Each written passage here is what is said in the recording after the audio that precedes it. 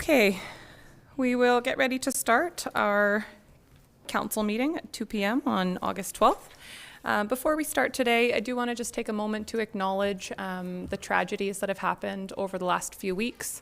As we all know, our community and really the entire country have, been going through a lot following what's going on. And on behalf of council, I just want to extend our deepest condolences to everyone who's been impacted by these tragedies, including all of the families. Okay, so we will call to order our council meeting and recognize that we are holding this meeting on the unceded territories of the Sechot and Hoopachesit First Nations. We have an agenda in front of us. Councillors, are there any late items? None. And City Clerk, any late items? Okay. Then we will, would somebody like to move approval of our agenda? So moved. Is there a seconder? Okay, all in favor? Carried. And we have minutes from the special meeting of council held at 12:30 and the regular meeting of council held at 2 p.m. on July 22nd. Would somebody like to move adoption? It's moved, seconded. All in favor? Carried. That brings us to public input period, which is an opportunity for the public to address council on topics of relevance to City Council. A maximum of 4 speakers for no more than 3 minutes will be accommodated. Would anybody like to come forward and speak? Seeing no one today. Okay. Then we'll move on to delegations. And the first one is John Bowman, President of North Island College, in attendance to discuss planning priorities and opportunities for community input. Welcome. Good afternoon, Your Worship, members of Council. It's great to be back with you again. Before I begin my presentation, I'd like to introduce Mr. Eric Mosley. Eric is Port Alberni member of our college board and Vice Chair of the Board of Governors.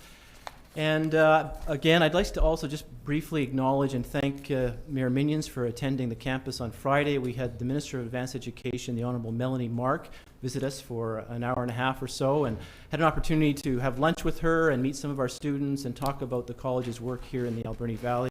So it was great to have the Mayor and Minister Mark's colleague, Scott Fraser, in attendance, and we briefed them on a number of our program and service initiatives, so thank you for that. I'd also like to thank members of council for your participation in the Alberni Valley Regional Learning Council, which is an important forum for us to connect with the community and to foster partnerships and collaboration. So I guess my opening message is that we really value and appreciate the partnership and the work that we do together in this community. So building on success, the North Island College Strategic Plan 2025. That's what I'm here to talk about principally this afternoon. I thought I would just start with this picture.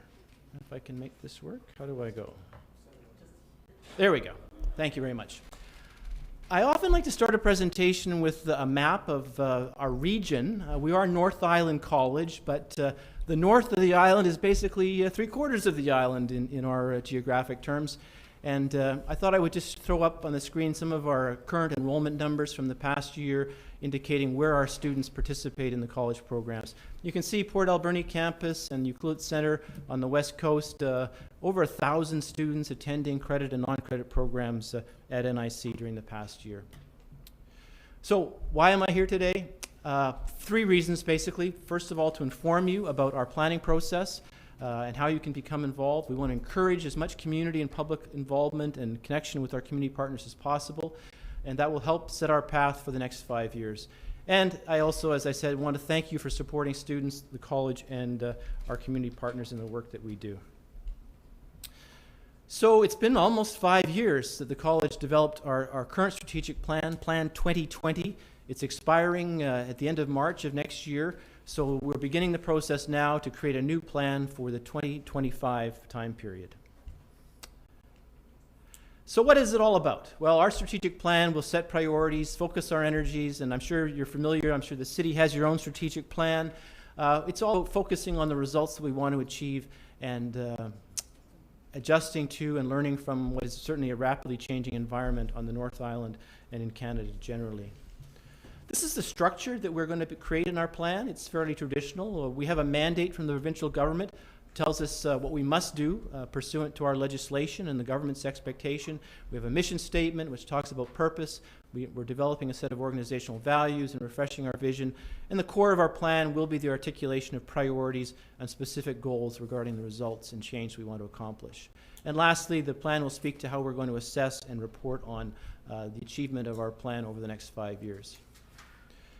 So I won't spend too much time on this. Our current plan has provided a focus on these 5 areas with respect to what we do: student experiences, the quality and relevance of our programming, access to learning across the region, Aboriginal education, and international education. Those are our 5 current priorities with respect to what we do, and they are supported by 4 other priorities with respect to how we make those real: people, organization, culture, resources, connections to community, which I've spoken to, and college identity and brand. So the components of our planning process, and these first 3 parts are well underway. We've completed an environmental scan, compiled a whole lot of data about the environment, the economy, demography, everything basically you would want to know about the North Island and our regions is documented. We've gone through a process internally to articulate some guiding values and those things that we're deeply committed to. And we're in the process of analyzing our priorities for gaps and the progress that we've achieved. Going forward, these 4 components remain to be completed, and we'll be working on these this fall and into next spring. A review of our mission vision, gaining community and student input, priority setting, goal development, and as I mentioned, the assessment and reporting process. So how can you participate and contribute? Well, I would encourage you to go online. In the presentation, you'll see some links to these documents: our Plan 2020, the environmental scan, and our institutional accountability plan and report. Coming this September, you'll receive an email, all of you and many others in the community, an invitation to participate in an online survey. We hope to have very strong participation from all of our regions and be an opportunity to comment and provide input on our plans, priorities, and strategic framework. And in November, we'll be here in the community hosting a regional forum, and again, you'll all be invited to participate in that, where we'll actually have time to discuss and talk about where the college has been and where we're going over the next 5 years. Again, these are the links to the documents that you can access online. And the time frame is, here we are in August. This is part of our community outreach process. I've mentioned September, the strategic planning survey, campus community forums in November, all leading up to final approval and presentation to the Board of Governors in April of a new strategic plan. I'd like to close just with touching on a few highlights for the Alberni Valley, some of the things that we've been doing and working on. And my time doesn't permit to go into great depth, obviously, about these things, but we're really excited about the program expansions and growth occurring here. Some of them are listed there on the slide. We've had a major focus, of course, on Aboriginal education, language programming, and working with our West Coast Aboriginal Advisory Committee. When I was last here, we talked about international education and the introduction of a cohort of early childhood care and education students from India. We have deferred the start of that program until January to ensure that we have a full cohort of well-qualified students, but we're confident that that is going to come to pass, and we're really excited about that for the campus and the region. I would be remiss if I didn't mention our plans in the longer term to consolidate the Thiebaud Trade Center from its current location to the main campus on Rogers Street. That remains one of our 5-year capital plan priorities and will be an important development for the region and for NIC here. And lastly, really proud of the growth we've seen in our student awards program. The support and generosity of our community to support student scholarships and bursaries is really an important key to student success. So we thank everyone who supports the NIC Foundation through that.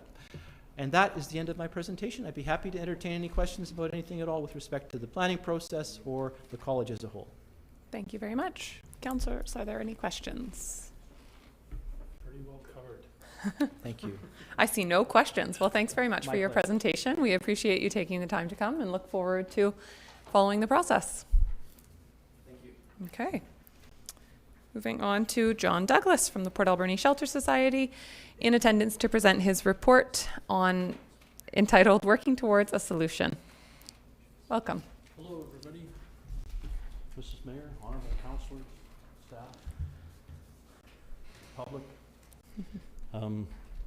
Thank you for giving me the time. I know your time is extremely valuable, so I'm going to whiz through this. There's a lot of information included in this report, and it's taken me a couple of years and 2 trips to Portugal to just begin to encapsulate, in my mind, all the things involved. But what I wanted to do is just present to you this PowerPoint, and after I'm finished, I have a book which I've written that's much more detailed for your questions at a later date. And it's really an information piece so that we can all become a little more informed on the topic. And it's the beginning of what the shelter has embarked on, is now its second opioid dialogue program in the community, to engage all different elements of the community on these topics. And I'm going to try and get through this as quickly as possible. And if you have any questions, just write them down, and if I haven't answered them by the time we're through, let me know, okay? So, Portugal engaged in a opioid addiction model to deal with a crisis that they were having in the 1980s and 90s. Now, I started on this with a lot of help from people in the community, and there's 2 or 3 particular people who helped out politically here: our mayor, MLA Scott Fraser, and our MP Gord Johns. The Shelter Society, which has been awarded some funding through an organization called Sparks BC that has recognized the innovative models that we've been pursuing. So with the funding from that, we were able to do a few things, and we'll be doing some more things in the future.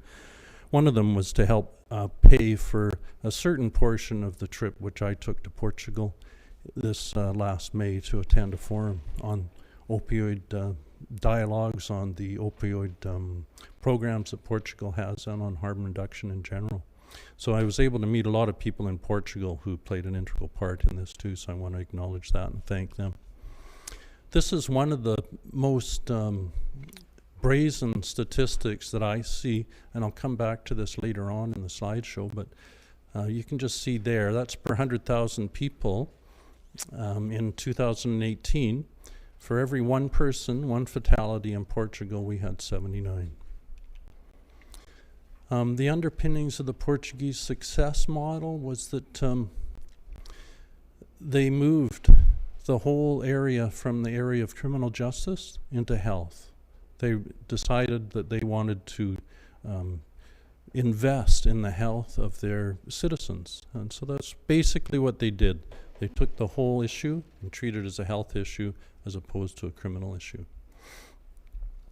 And this is just part of the elements that are involved in that. As you all know, there's a great deal of cost to the community in many ways in terms of crime prevention, courtroom costs, and all those sort of things that come into play when we talk about addictions and the criminalization of addictions. In Portugal in the 1980s and 90s, for reasons that may be partly geographical, partly political, they'd just come out of a dictatorship about a decade earlier than that, so they maybe didn't have some of the social fallbacks that we have in our communities. But they had an extreme issue with addiction, primarily heroin. And the people I talked to there, who were quite prominent in the political organization of the government, openly stated that very few families, if any, were untouched by this. And because of this, they embarked on a program to go back to all the communities, to go back to all the people in their country and ask them how they could deal with it. So they came up with this model, and that was in 1988 as they struck a committee to go out throughout the country. And they had community forum meetings like we have in our community and throughout our country. And they asked people, what can we do? How can we help? So a number of elements are involved, of course, in all of this, and they all have different roles that they play. But the overriding message that they got from their citizens was that, yes, it is a health issue, and it needs to be dealt with as a health issue, and for a number of reasons. So, we're just moving on here. Just check the time here. We're not doing too badly. So one of the things that they introduced was flexibility. So the approach that they take, really in a nutshell, is they have representatives throughout their society, basically 3 levels: legal, social, and health. And those people establish boards and they receive input from all the different things that factor into addictions, and then they decide on how to treat those issues. So for example, addictions and addictive drugs aren't legal in Portugal, as many people have that misconception. They've been decriminalized. So if you are found in possession of a psychotropic substance, which is the name they put to it, then you're given a citation and you're brought before a board made up of those people that I mentioned previously. And if it's a one-off offense, you may just get a ticket or a fine, or you may do some community service. But if they determine that you have a very, very serious addiction that you need to be dealt with, then they steer you towards treatment, of which Portugal has very many. It's a changing field in Portugal over the years, so they've found problems in what they've done, and they've adapted them by changing the makeup of the structures, as we would have to do, and as we do continuously in the field of health, whether it's cardiac care or respiratory care or mental health care. And this takes us back to this former statistic that I showed you earlier. So what this shows basically is that Portugal has a population of 10 million people. BC has a population of 3 million people. And then you can see the fatalities there, 30 in Portugal and a population of 10, and approximately 12 to 1,300 in BC with a population of 3. And the breakdown of that per 100,000 again is for one fatality we have 79 and they have 1. So it's just a really dramatic difference, and I think it's sort of proof in the pudding of how their process works a lot better from the humanitarian prospect of simply saving lives and getting people treated. And the bottom line of that is we have 4 people die every day, and I like to describe that as the family. So it could be mother, father, son, daughter, every day.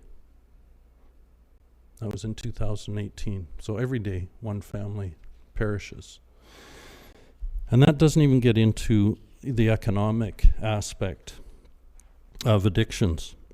And so there's a little quote down there from a gentleman who talks about the economics of the opioid crisis and the effect it has on the United States. And I think we can mirror that in Canada. So what we really want to do is to help these people and help them get restructured, get them out of the criminal system and get them back into the social system and rebuild their lives, rebuild their jobs, and stop preventing those unnecessary deaths. So what Portugal has is they have a whole structure of therapeutic communities to deal on the health end of that structure once they decriminalized and moved everything from the justice to health. And those are just 4 bullet items of what I think that we need to do. And again, this is all in our report and my paper, and we'll be stimulating dialogue in the community about this for the next year. So I'd just like to thank you for your time. There's contact information on there. I do have a hard copy of this, which a gentleman who's with me is going to hand out to every one of the councillors. Mrs. Mayor, I understand you already have one. Okay. And anybody in the audience, we can send these out digitally as well. And like I say, you really need to digest a lot of information to get to the point that I've got to. So just really want to thank you for this brief opportunity, this little window to start this conversation going. The next one we're going to have in the community is going to be through the Chamber of Commerce, November 27th, and we're going to have a dialogue to engage with the business community on this issue, and in which case we can talk about the humanitarian aspect, but also a lot about the dollars, and the dollars that we lose in a very inefficient system where taxpayers are paying a lot of money for a system that doesn't work. And if you have any questions, I'm ready. Just before I go to, I'd like to thank Mr. Bowman and North Island College and the wonderful staff there for the great job they're doing in leading our community. And the Shelter Society is partnering with North Island College on a couple of different levels, and we're hoping to develop a therapeutic community in the region here in the future and move that partnership up to another notch and engage on treatment levels as well. So thank you very much. Thank you. Thank you for the report and Great. also for the work that you and the Shelter Society are doing in the community. Are Thank there you. questions from council? Councillor Corbeil? Yeah, thank you very much, John, for that report. Obviously, something needs to be done, and I mean, there's a lot of people that are recognizing the problem. And one group, the BC Center on Substance Abuse, they put together 4 working groups. They came up with 39 recommendations. One was to move more away from harm reduction to sort of a full continuum from harm reduction right on through to recovery. And I'm not sure where that's at. You may know. Like, is there anything out there that's starting to come close to fruition with all the different agencies looking at these things? Well, thank you, Councillor. There are a lot of people working on this. And like I've been in touch with staff from the BC Centre of Disease Control who have programs going.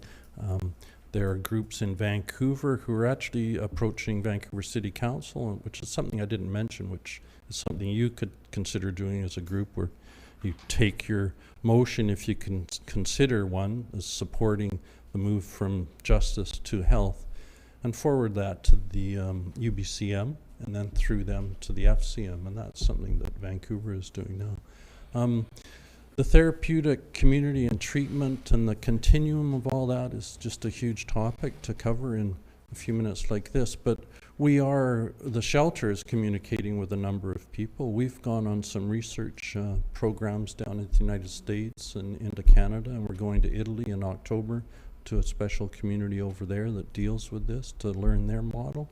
And then we're hoping to come back and produce another paper like this, at which time I'll appear in front of council if you wish, and tell you about where we're at that point and how we're moving.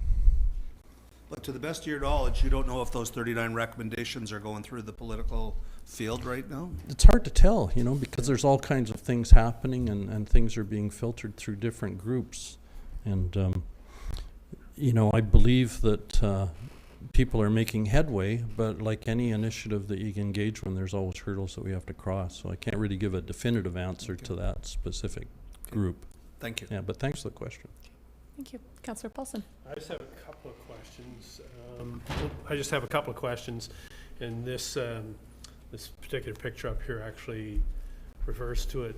With the shift in Portugal to the medical system, was there a shift of funding at the government level from policing or from that side of the scale into the medical side? Was it just kind of a break-even shift of funding in Portugal, or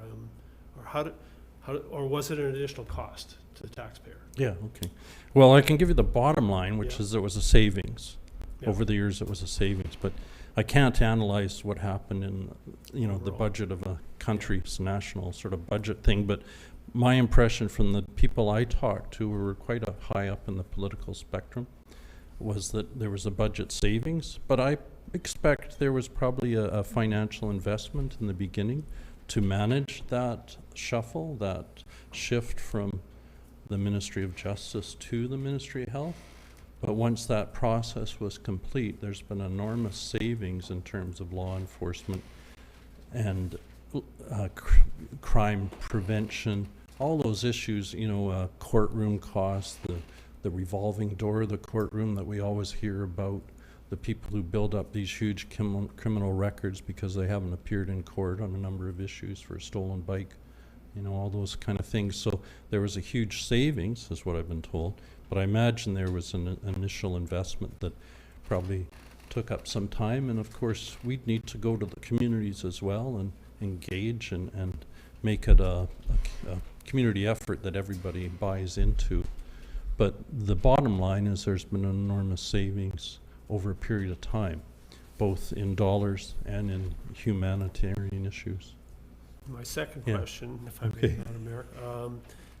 Could you just maybe shed a little more light or definition on the terminology therapeutic communities? I can try. Yeah, is that Yeah, like a yeah, hospital yeah. or is it No, or an no. actual community? Yeah, it's something that I've just been learning over the last really 6 months. One just recently opened in Victoria and Langford. It's a therapeutic community. It's associated with the Our Place facility that's downtown Victoria that started out having an overdose prevention site. And the therapeutic community is really gets into the whole idea of treatment that we do here for addictions, which is really very short. And therapeutic communities recognize that addictions need to be addressed on a long-term basis in order to change that person's behavior. So therapeutic communities generally, the period of involvement and usually living on site is 1.5 to 2 years. So it's very intense. It's a life-changing event.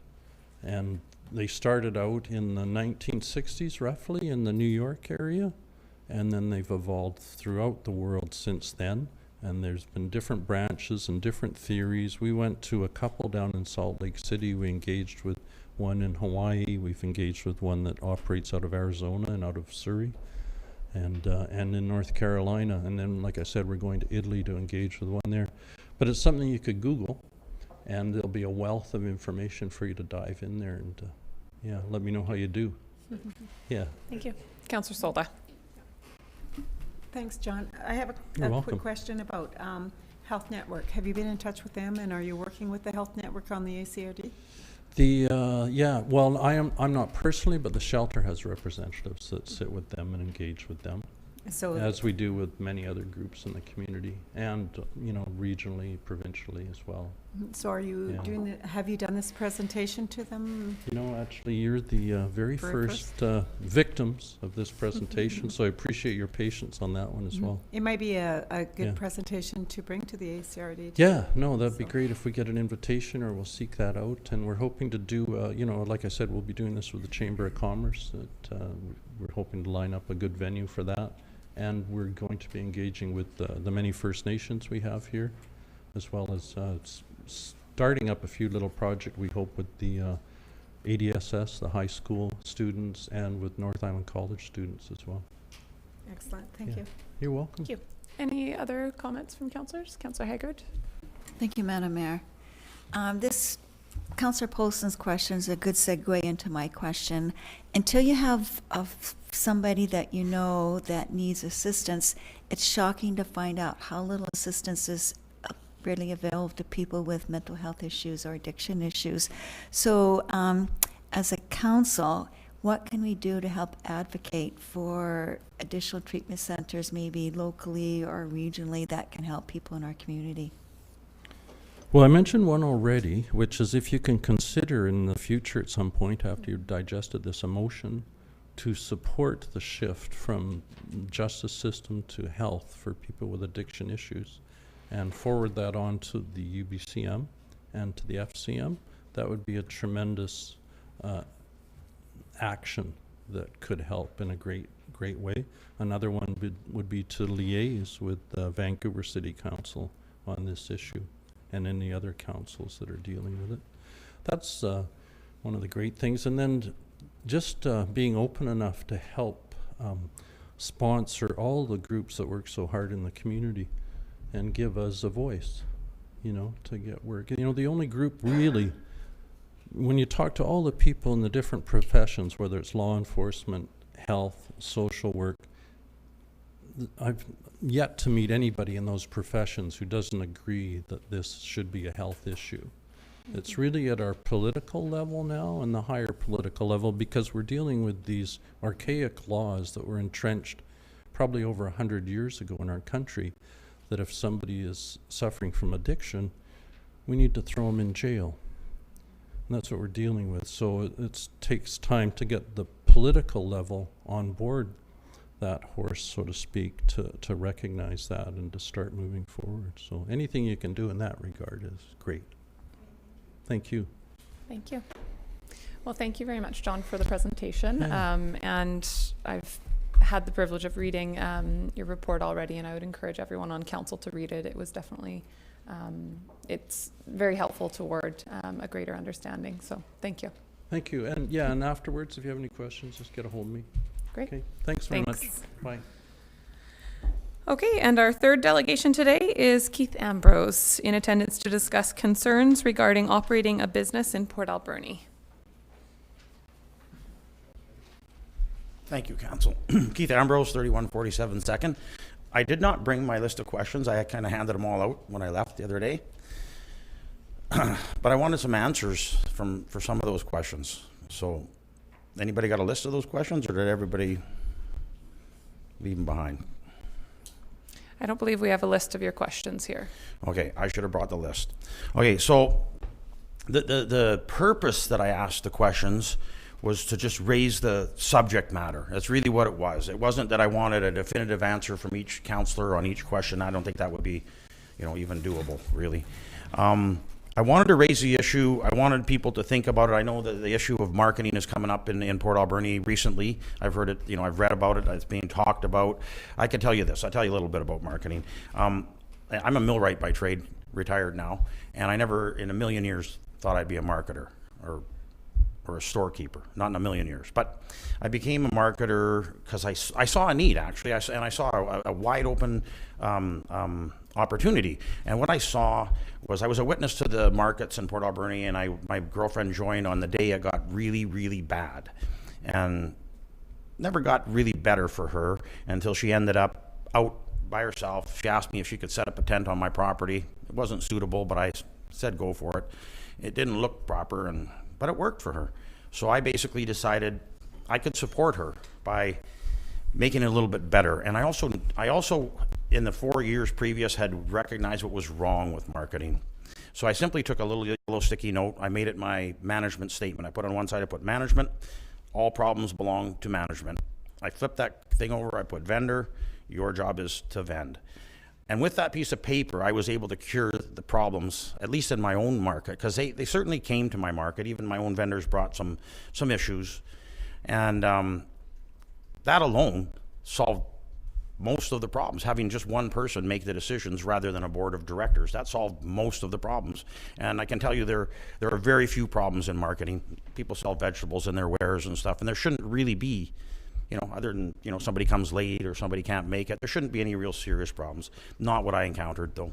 As a business person, I thought I'd just go into business and, all would be well. I knew there were hoops to jump through. I missed a few of them at the beginning, and it was a little bit rough at the beginning, but I got there. But marketing is a very, very hostile environment. I don't see the same hostility between, say, Save On Foods and Quality Foods. I don't, or Walmart. I don't see that hostility. They all buy a business license. They all run similar kind of businesses, and they do so, I think, without bothering each other, right? I think they ride off, some of the good ideas of each other, but marketing's not like that in Port Alberni, folks. Marketing is really has some entrenched emotions in it, and the people, they work hard to protect what they believe they own. It's like a seniority thing, and the word seniority is used quite well, quite improperly in marketing. It's one of the biggest problems there is. So I built my market out of all, and I use the words, when I was asked by the city, I told them I was operating with all the other market rejects. Not a really good terminology, but a very accurate term nonetheless. It described the problem well, not for people, but for the problem. I'm a very problem-oriented guy. I'm not about the emotions so much. So I apologized to my women afterwards because I didn't mean to insult anybody, but clearly that was the case. Not that I insulted them, that they were rejected from the other markets. So I fought a lot of battles, and I kept them on my own shoulders, and I kept my vendors clear of them. They brought problems to me, and I told them, no, we can stay ahead of this problem by just going forward. Never look back. Never look back. Some of those problems caught up to me. Some of them bother me. You can see I'm a bit emotional about it. It got actually very, very personal. It involves my family, my extended family.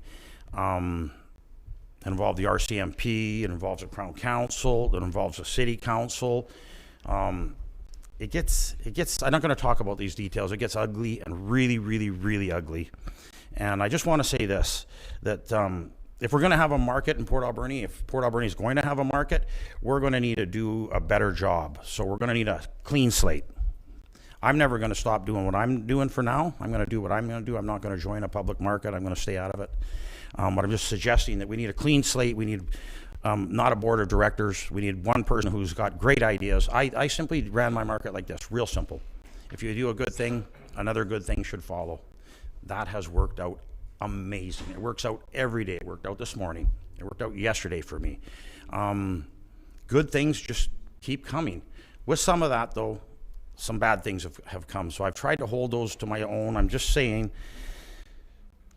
it's difficult in Port Alberni. It's really difficult. So the rules don't seem to be applied fairly either. So I turned out to be the only marketer who was available to be inspected by the health authority. I don't have a problem with that. I told the health authority I want to run above them, not below them. And I do, and I have. However, my business license is the same as everyone else's, but their businesses are different. And I've questioned why. And I'm questioning the health authority in depth, and I'm not getting great answers right now. I'm going to ask them to meet with the city council during the winter time and the off months when timing is better, and the health authority should come and talk to the city, and with the marketers, right? If we're going to be successful, you guys, we're going to have to get, on the right page. And that means wiping the slate clean, not allowing people to bring in their animosities, their histories, any of it. We're never going to have a market if we don't get together on this and look at it as a community, not their market or his market or her market, none of that. Absolutely none of that. You need to just take over the site, have one operator who knows, has a plan, a proper plan in place, and you can eliminate 99% of the problems. You will not eliminate the food problems, the really tough problem. We don't have enough farmers, we don't have enough suppliers. Most markets are filled with, well, 2 years ago, the lower mainland, it was found out that all the berries were from China, and Hep A came with those berries. And they were in every farm market in the lower mainland. I tell you that because that's a problem in all farm markets. Where's the product come from? Where's the product come from, right? And people are bringing in product to farm markets that's clearly, it comes from Walmart, right? And there's markets in town that sell products from Walmart, and they're a professional market, good-sized business.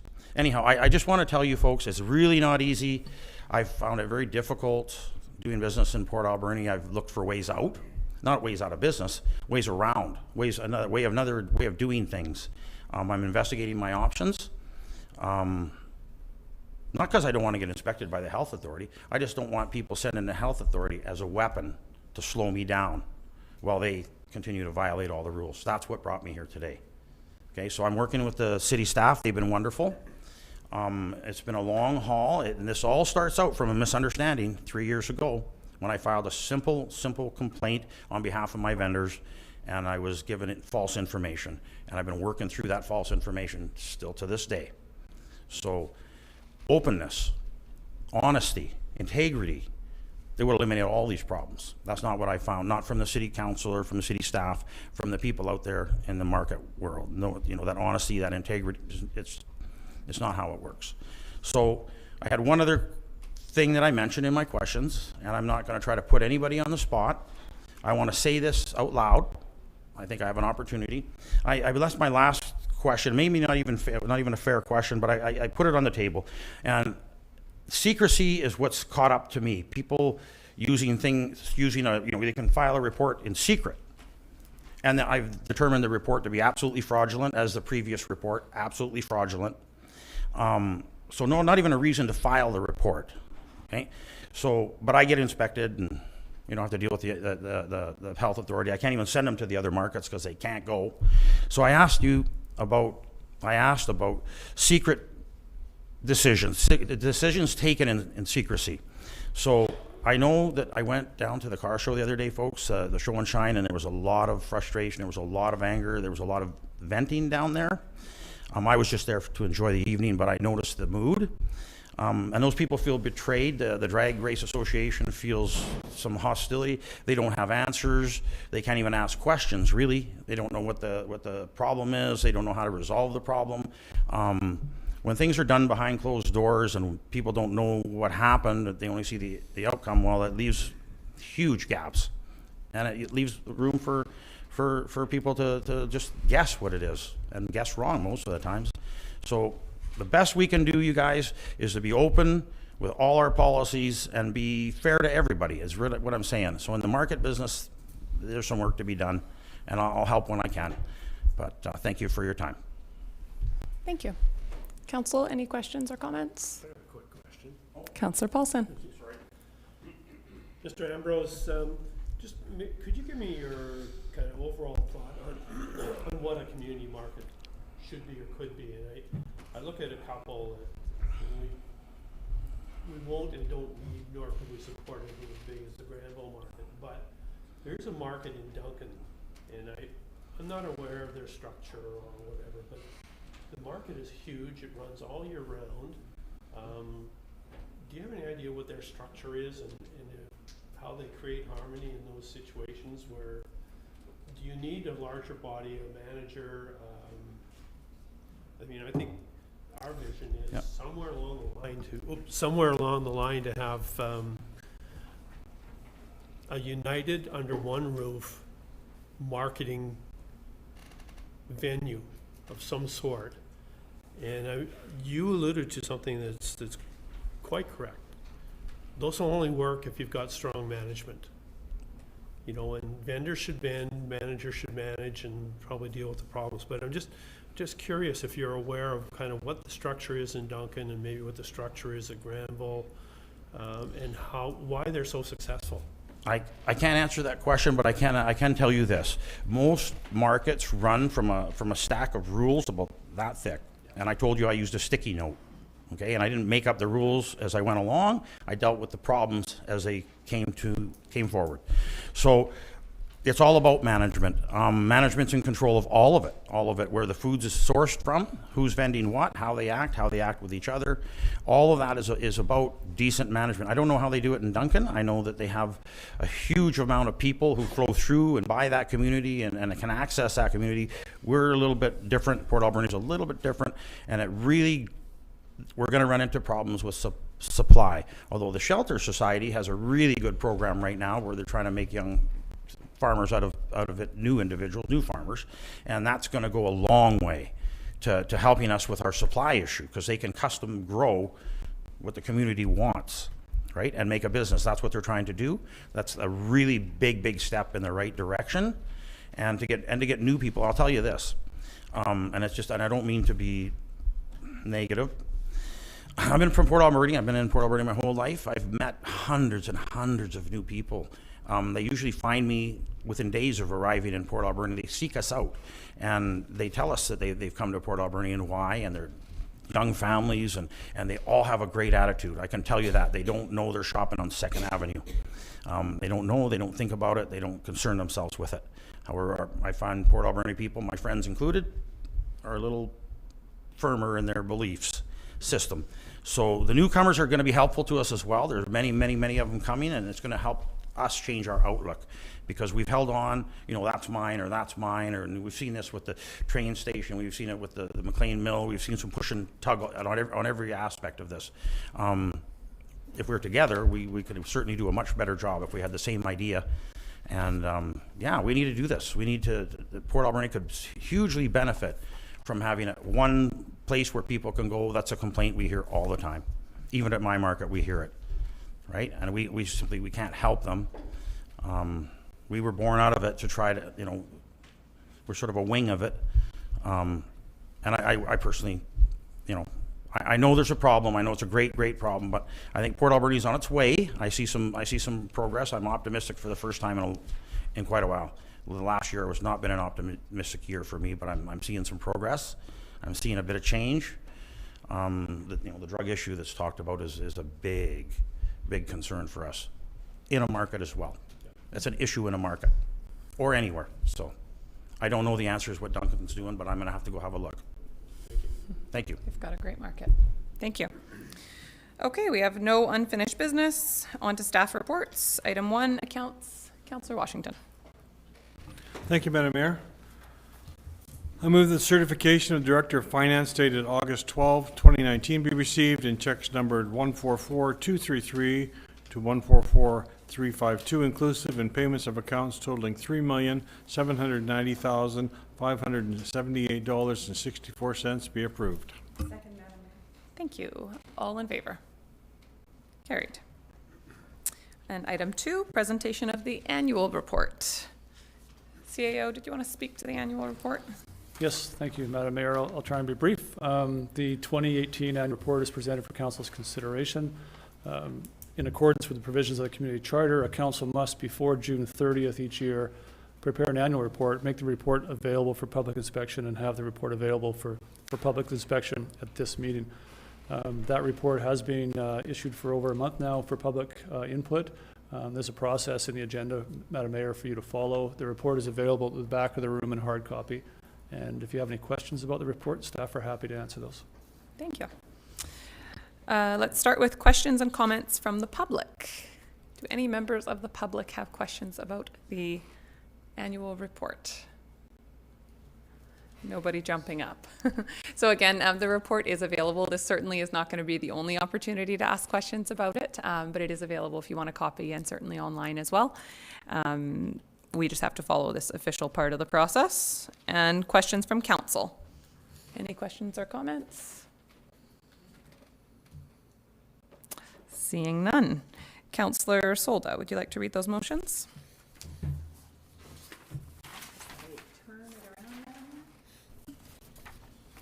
I'll move that the report from the CAO dated August 6, 2019, providing the 2018 annual report in accordance with the community charter legislation be received. Second, Madam Mayor. And that council, sorry. So we'll vote on this one first. So seeing no questions or comments on that, all in favor? Carried. And I'll move that the council for the city of Port Alberni endorse the annual report for the year ended December 31st, 2018 as presented. Second, Madam Mayor. Okay. And seeing no questions or comments. Unless this is a question. That's a pre-vote. It's a pre-vote. All in favor? None opposed? Carried. Thank you for that. Okay, and moving on to the more exciting report. Not that the annual report is not exciting. Sorry, Manager of Communications.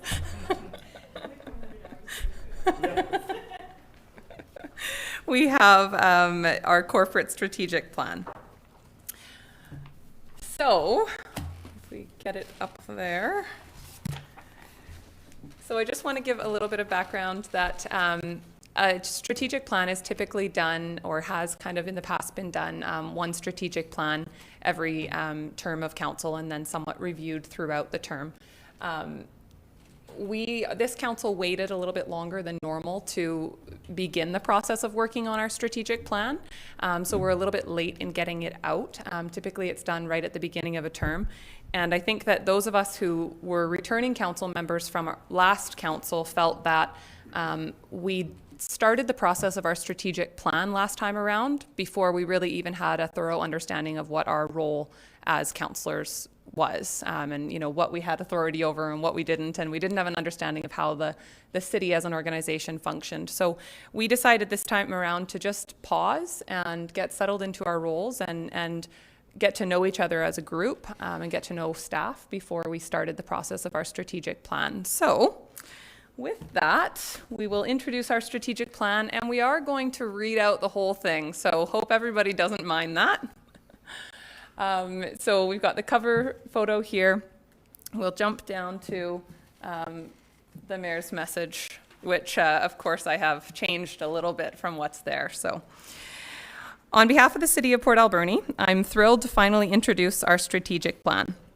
I would like to start by acknowledging that the City of Port Alberni is located on the unceded traditional territories of Hupachesit and Sechot First Nations. And while acknowledging this is our protocol, we believe it's important to take a moment to really actually appreciate that fact. This strategic plan, our path forward, involves continued respectful partnering with local First Nations and includes specific action toward ongoing and meaningful reconciliation. During the development of the city's 2019 to 2023 strategic plan, Council explored many possible paths to building a strong, successful Port Alberni. Through our discussions, we have elected to focus on 5 key areas. The 5 key areas are responding to demographic change and improving quality of life, enabling the new economy, providing and maintaining quality services, championing environmental leadership, and fostering a complete community which we see as being safe, healthy, and inclusive. Council acknowledges that much of the work done and services provided by the city are not specifically mentioned in this plan. the day-to-day operations, services, and programs offered by your local government largely continue regardless of local elected officials. Outside of that day-to-day, though, represents our opportunity to make a genuine and meaningful improvement to the quality of life of those who live in our community. That is the work and the intent of this strategic plan. Like so many citizens, our council members love this community. We have been entrusted the task of envisioning Port Alberni's path to a brighter future. We are honored to accept that responsibility, and we are committed to acting in the public's best interest at all times. This is an incredibly exciting point in time for the city of Port Alberni. We believe that the next few years will be a transformational phase in our story. Let's come together and make this journey a success for today's generation and the many generations to come. Thank you. So moving into the plan. Okay. So we'll just touch on our mission. So the mission has stayed the same from strategic plan to strategic plan. This was done as a part of the Outlook 2020. That was a public process that the community participated in several years ago. So our mission is to enhance the quality of life of residents and taxpayers by creating a vibrant waterfront community. That means providing or facilitating the delivery of high-quality core municipal services and programs, balancing economic, environmental, and social benefits, being fiscally responsible, planning and encouraging development to ensure a thriving economy and strong tax base, maintaining sustainable infrastructure, and providing leadership and building partnerships which will benefit the broader community. The guiding principles we dumped from the last plan and built our own. We weren't really intending to do this, but through conversation with the person who facilitated our strategic plan, we felt it was really important to develop our own guiding principles that we would use to make our decisions. So our guiding principles are to be authentic, demonstrate courage, integrity, and humility in our decision-making, be innovative, be respectful, communicative, and accountable. Got some lovely infographics that somebody worked very hard on. Okay, so moving into our actual goals, and we'll bounce around here so you don't have to listen to me read these out the entire time. Our first goal, 1.1, is to be a community that is connected by safe, walkable, green streets and accessible multimodal pathways. So what that looks like and our strategies to get there is to proactively revitalize and reconfigure existing streets in a priority sequence. Our initial priorities will include 3rd Avenue between Argyle and Marr Street, and Argyle between 3rd Avenue and the Harbour Quay. The next strategy is for streets that are not deemed to be a priority for proactive reconstruction will be renewed and redesigned as they require improvements, again in that safe, walkable, green streets, multimodal pathway kind of approach. And lastly, to initiate a proactive tree planting program as part of greening existing streets that are not being redeveloped. Councillor Haggard. Thank you. Our next goal is... And sorry, that was on our first goal, which is to respond to demographic change and improve quality of life. Councillor Haggard. 1.2, our next goal is the Uptown District is revitalized and flourishing. And we will achieve that by attracting new investment and encouraging redevelopment and improvements. And we've identified 3 priority areas, and those include Upper 3rd Avenue, followed by Argyle between 3rd Avenue and Harbour Quay. Thank you. Councillor Paulson. 1.3, the city adapts in response to ongoing demographic change and community development. And the strategy to get to that point is to review existing plans and guiding documents, develop new plans for current and future use that reflect current values. Thank you.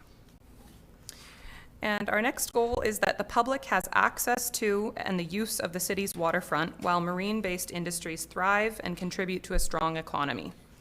And the strategy to get there is to support the timely repurposing of waterfront lands as opportunities emerge. Our next area of focus is enabling the new economy. Councillor Poon.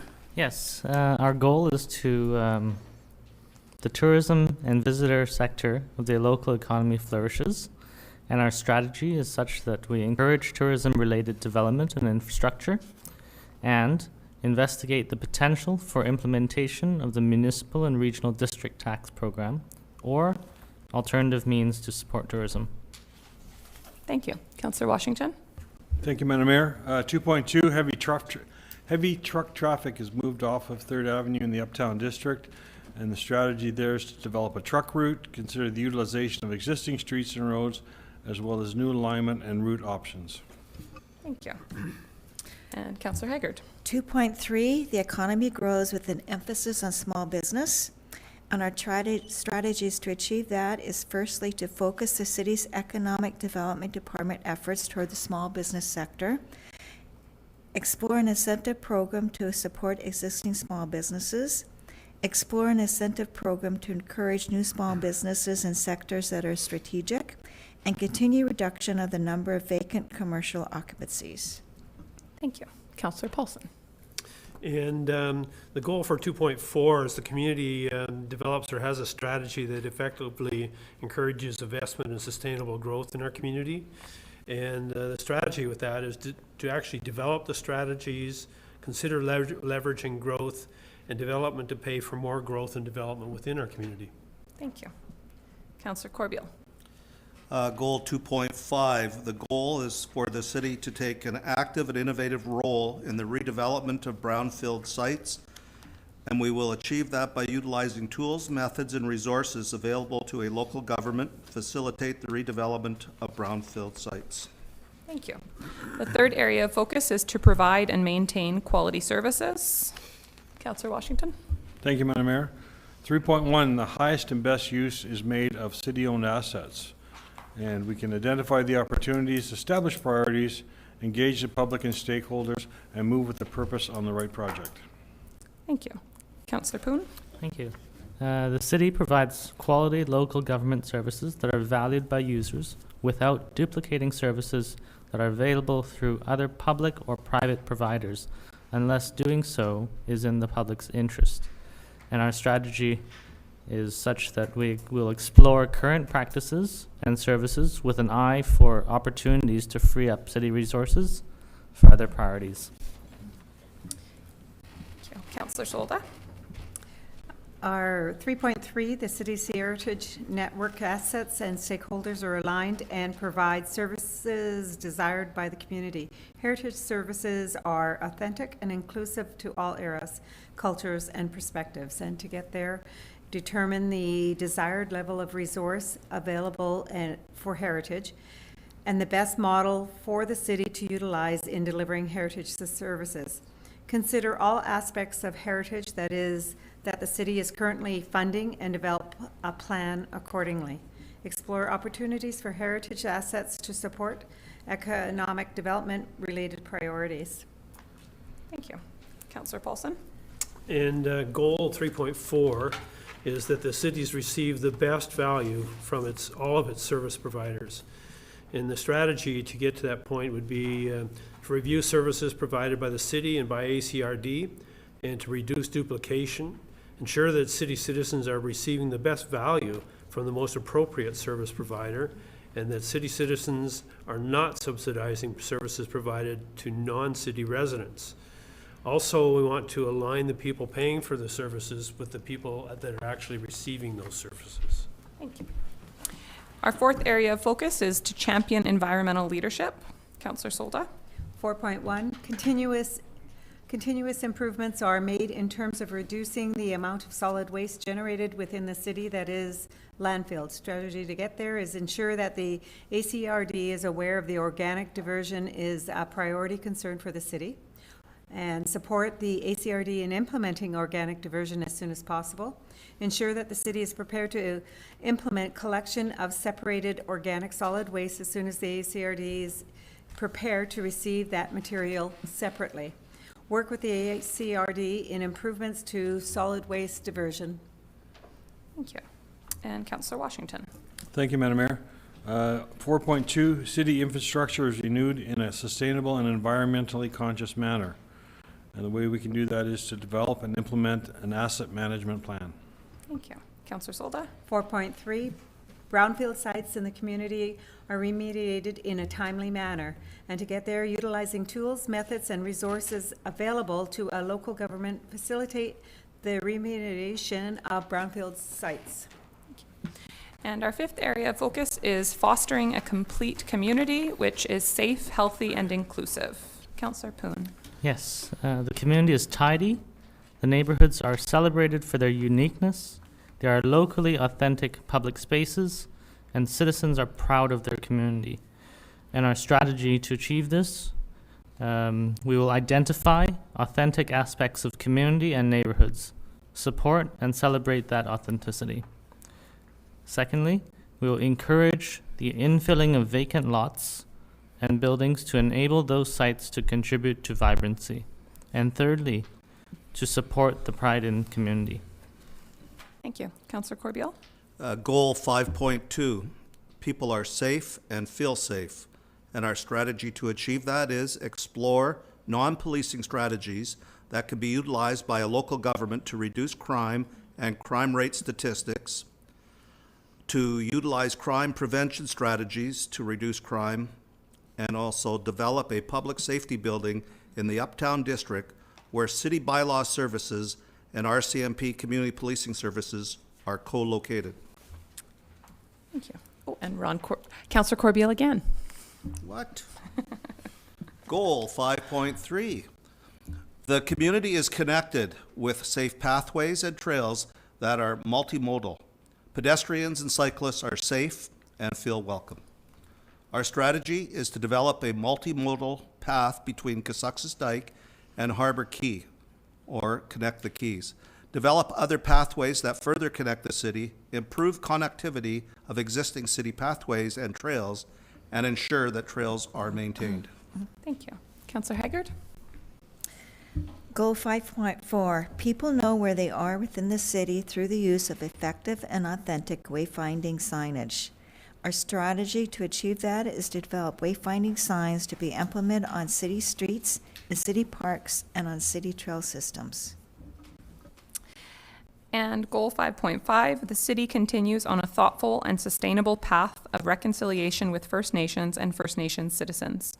And our strategy to get there is to continue progress on reconciliation by acting on the Reconciliation Committee's 27 recommendations in a sustainable manner. And that is following up on the report that was released last council meeting. So those are our strategic initiatives.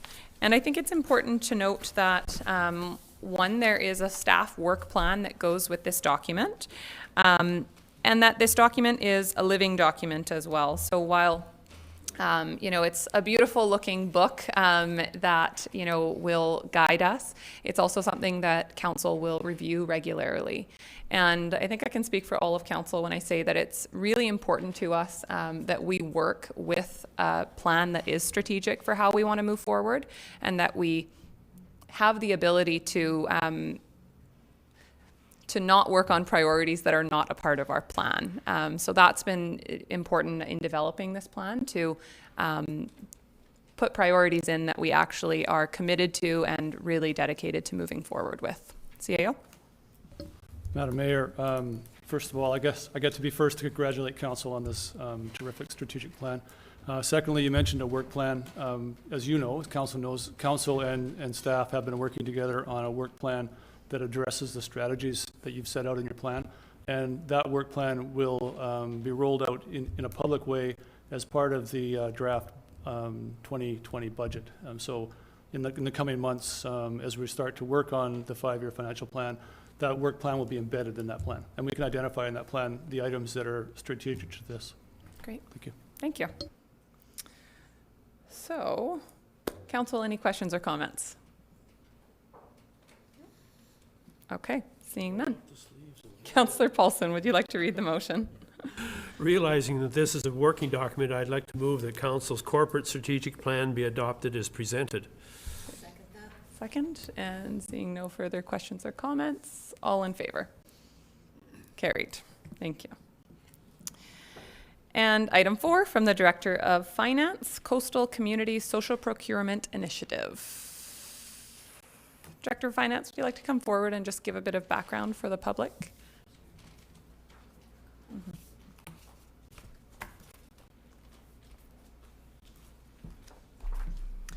In February, I think it was, Josie Osborne was here to give you a much broader and comprehensive sort of picture of the Coastal Community Social excuse me, Procurement Initiative. She knows, she's been involved with it since the beginning. So I'm just touching on part of it. This is more of the mechanics of it. It's an initiative that is going to, it's a really valuable part of the purchasing process where you are considering social value as well as just monetary value. And historically, governments, right, senior right down to committees of councils, just take the lowest bid, lowest dollar bid, not considering value for local employment, supporting local businesses, that kind of thing, and maybe employing people that are challenged, disabilities, that kind of thing. So it's quite a project. It is got fairly comprehensive training with it, and the city is hosting a training session. They're calling it Social Procurement 101, and it's going to be hosted October 8th for the members, and we have 17 or 18 municipalities so far in it. I'm the representative for staff for the city. I was at a meeting in Qualicum Beach, and it has quite a range of members. Lisa Helps, the mayor of Victoria. She's chairing it with Josie Osborne, mayor of Tofino. And we have the Canadian Construction Association, excuse me, and, Vancouver Island Construction Association and Bisocial Canada as partners to offer their input. And it's really amazing and exciting and really it's they're going to change the world. So I agree. Thank you very much for that background. It's very helpful. So today they're looking for council to appoint a member of council to the steering committee. Direction, Councillor Solda. I know, Madam Mayor, you've been very interested in this, so I would like to appoint you. Okay, we'll take that into consideration. Because Thank you very much. You had mentioned it at one time at the CRD, and I thought, yeah. Yeah, thank you. It's something I definitely believe very strongly in. That said, I think I appreciate that, but I think I will decline because I can't do everything. You said you could. That's right, just about everything. But no, I think it's important as well for us to spread things out so that every member of council has something that they are meaningfully involved in. And so thank you for that. Is there anyone else who is interested? Councillor Haggard? I would like to express my interest in being appointed to this committee. I'll second that. Okay, I don't think we have a motion yet because Councillor Paulson had his hand up I also. would be interested in sitting as well, but I don't want to hold back anybody else, but I would be very interested. Okay. Councillor Poon? I'd like to nominate Councillor Haggard. Okay. Okay, I'm seeing no further interest expressed at this point. Do we have any consensus on council about who we'd like to appoint?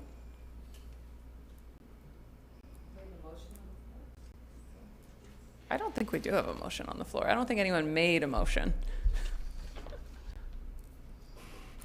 Madam Mayor, so maybe we could have Councillor Haggard be the appointee and an alternate could Councillor be. Paulson?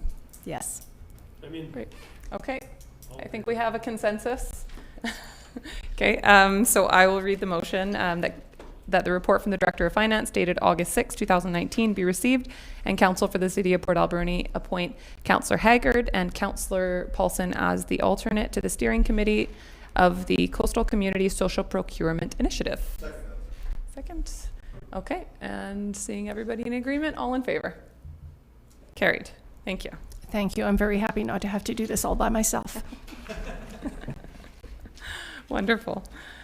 Okay, and item 5 from the City Clerk, agreement extension for the Alberni Valley Bulldogs. City Clerk, if you want to just briefly speak to this.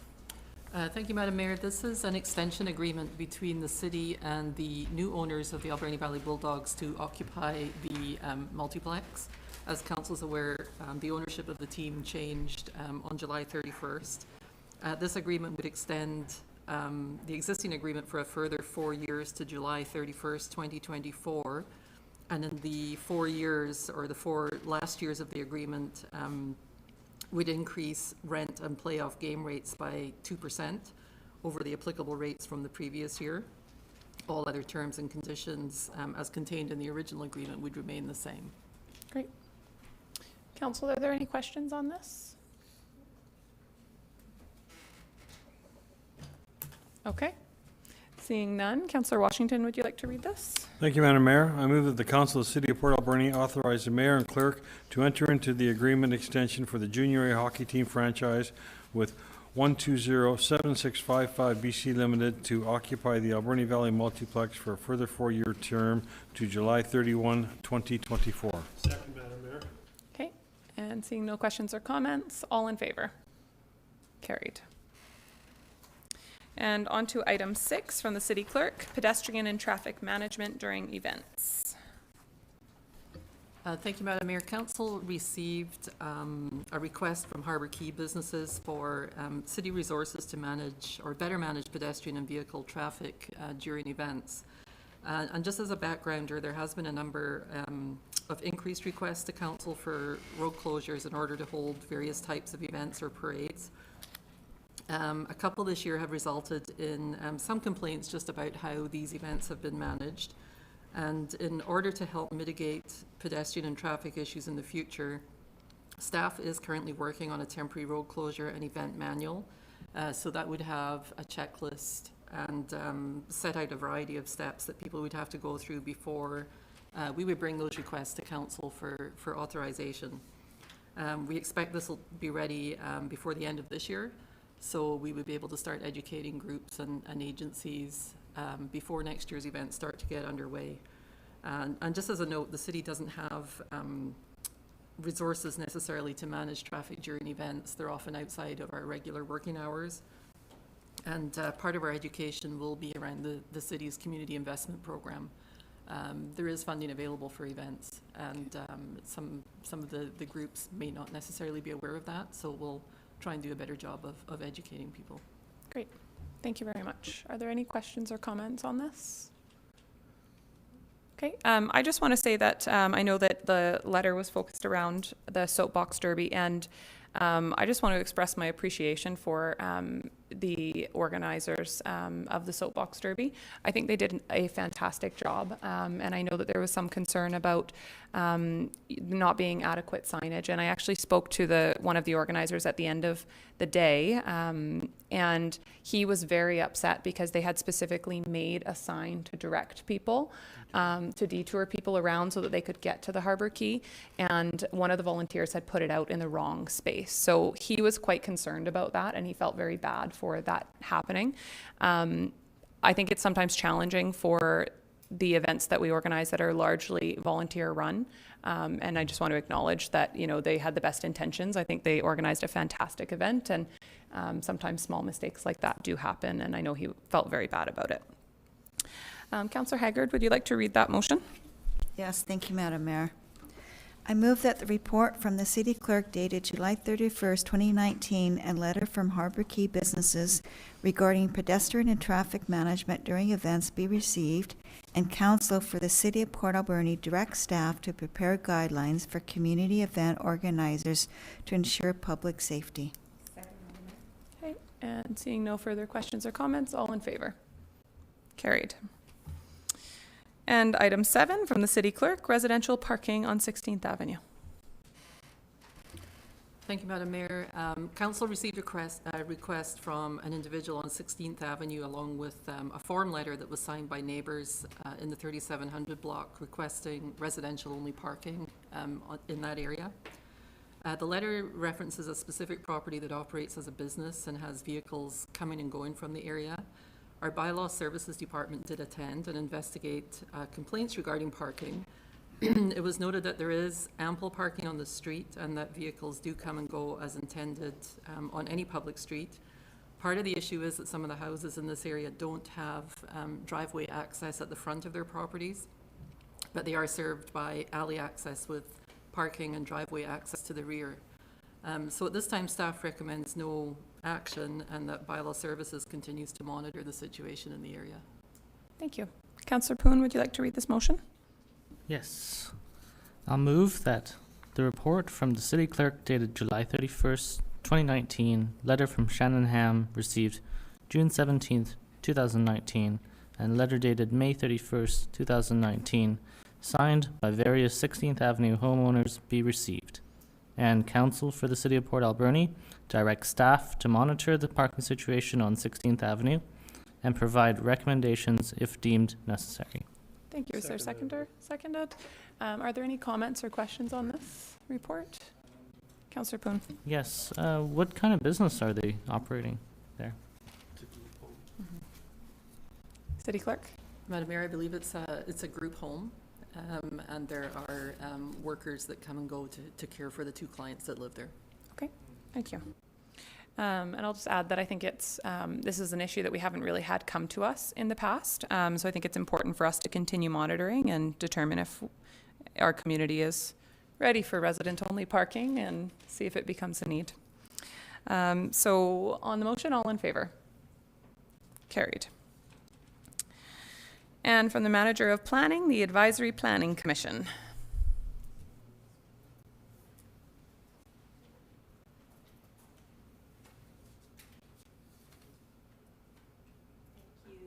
Madam Mayor and members of council.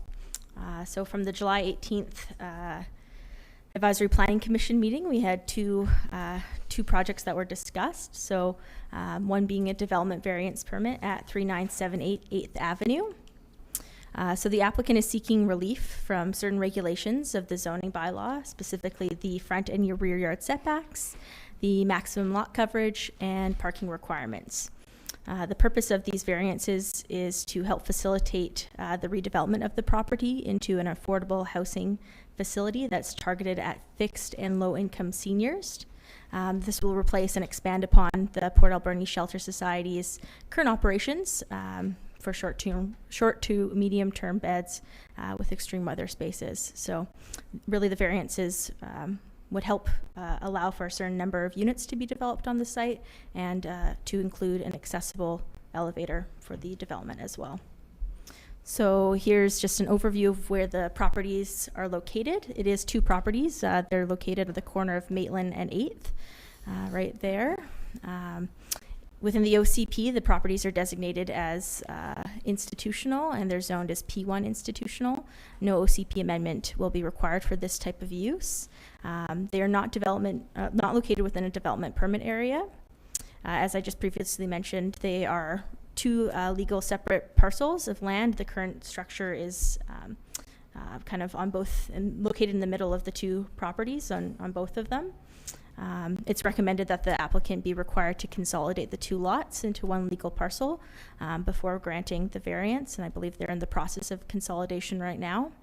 And the purpose of that is really to help with the numbers and kind of make it a more cleaner administrative process. The existing building is from the 1950s and doesn't meet the needs of the society, and some aspects are currently non-conforming with the zoning bylaw. So here's just an overview of the existing structure from the northwest corner of the properties.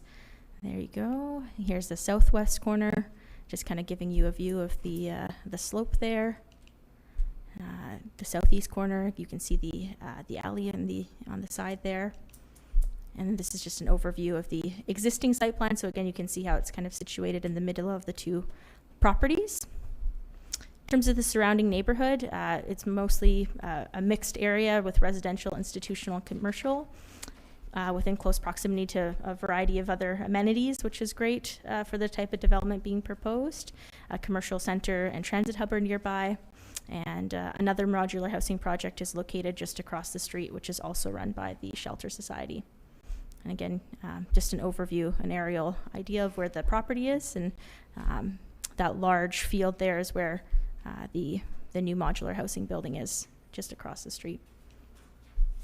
In terms of the new development, they're looking to build a 3-story building, modular construction, 21 bedroom units, approximately 520 square feet. An outdoor amenity will be included, and again, a single elevator is being proposed for the development as well for accessibility needs. This is just a conceptual building design, so it might look a little bit different than this, but this is kind of what their intentions are, just to get a sense of what it will look like. And again, here's a kind of conceptual site plan. So this is really where a lot of the variances are kind of coming in play to make sure that the development can kind of sit this way on the property. I'll go into those in just a second here. So I'll go into each of these in a little bit of detail, but it's just a table here that kind of shows the variances requested. So a 2.7 meter variance for front yard, an 8.5 meter for the rear yard, 5% increase to lot coverage, and a reduction of 4 parking spaces. So in terms of setbacks and lot coverage, variance for the front and rear yard setbacks has been requested of 2.7 meters, looking to really kind of just vary it to increase, again, the total area of the building that's permitted. In terms of the lot coverage, they're looking to increase it 5% from 40%, which is currently allowed, to 45%, to again, kind of increase the parcel of the building and the footprint of the building, and that would kind of allow it for those greater number of units and for the accessible elevator to be created. So really to kind of meet the needs based on their financial model to achieve what they're looking for the community. In terms of parking and access, so the development, a development of 21 units would require 10 parking spaces based on the zoning bylaw. 1 space per 3 units, and additional number of spaces based on 50% of the total units. That's what our zoning bylaw regulates. Again, they're asking for a variance to reduce the total number to 6 stalls. There will be open air parking provided, and a driver aisle will be accessed from Maitland Street. So a fairly minimal variance there in terms of the total number of parking spaces. Some of those will be dedicated for staff as well. Most of the users, according to the Shelter Society, don't and won't have vehicles. So it seems appropriate for the development. And in terms of the building height, number of stories, this isn't a variance that they're not requesting a variance for the building height, but it's just something to flag. We're asking them to place a covenant on the adjacent property to them, which they actually also happen to own, just because the height of the building might have impacts based on section 0.618, sunlight protection and privacy bylaw. So they're going to provide a study, and if there will be impacts on the adjacent parcel that they own, they'll place a covenant allowing the development to have sunlight and shadow projections onto their adjacent property. So in conclusion, the applicant has proposed to develop or redevelop the property, and they're seeking a variety of variances to really increase the number of units and allow for an accessible elevator to be built on site. I think it'll facilitate a greater use of the property, and it won't have any significant impacts on the surrounding area. Thank you very much. Councillor, are there any questions before we read the motions? Councillor Corbeil? Just one, and I recognize that they own the property behind, and and I congratulate the Shelter Society and thank them for everything they do. But why would they that rear setback to where there's half a meter between properties? And I see that they're actually asking for a variance in the front as well. But could it be moved like a meter forward? Like you're going to have to walk a tightrope every time you go back to wash a window. I see what you're saying. So, oops. Let's see, can I go backwards here? Maybe? Nope, I can't go back. Like you could still give the same footprint, but just move the whole thing a meter towards the sidewalk. You know what I'm trying to say? Yeah, I definitely see what you're saying. So I guess in theory they could do that. They would probably have to then have shifting the building forward. Then it of course is closer to the street, and that might have some impacts in terms of. It would be a 3.8 meter distance from the sidewalk versus 4.8, but at least they give you a meter and a half behind the building. Could you so go this to is, the, sorry, could you go to the drawing of the new one?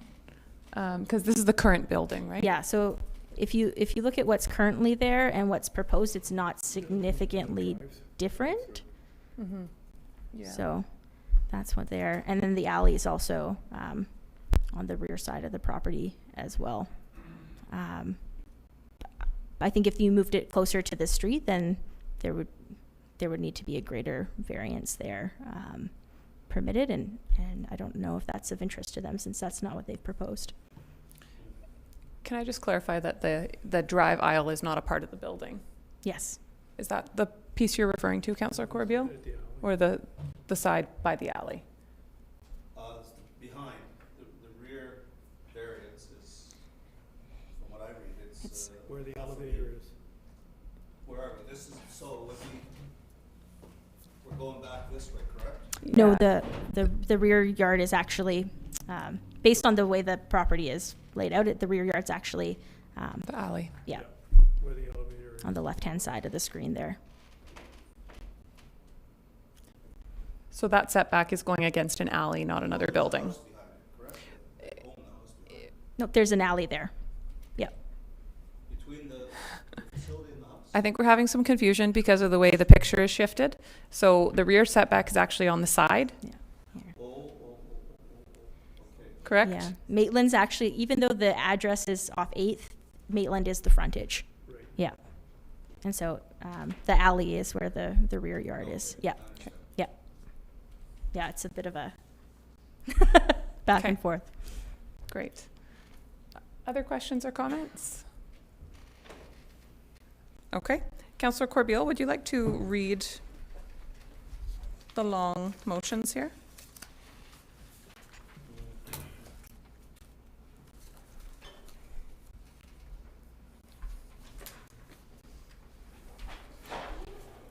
So excited about the half-meter setback.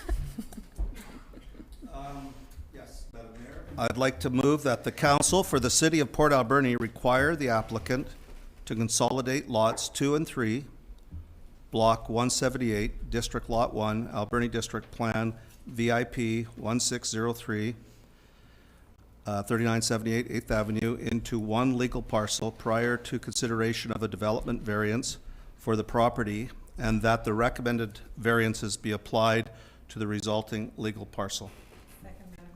Can we read this all as one, City Clerk?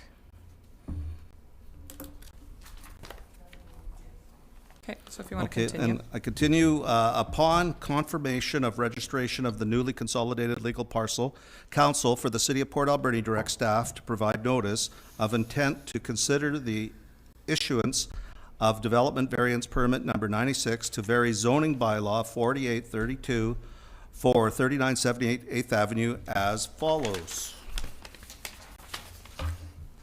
A, vary section 5.31.2 PI, institutional minimum setbacks, front yard from 7.5 meters to 4.8 meters, a variance of 2.7 meters. B, vary section 5.31.2 PI, institutional minimum setbacks, rear yard from 9 meters to 0.5 meters, a variance of 8.5 meters. C, vary section 5.3.2 PI, institutional maximum lot coverage from 40% to 45%, a variance of 5%. And D, vary the number of parking spaces required by section 7.9, required parking for community care facility, seniors housing, from 10 spaces to 6 spaces, a variance of 4 spaces.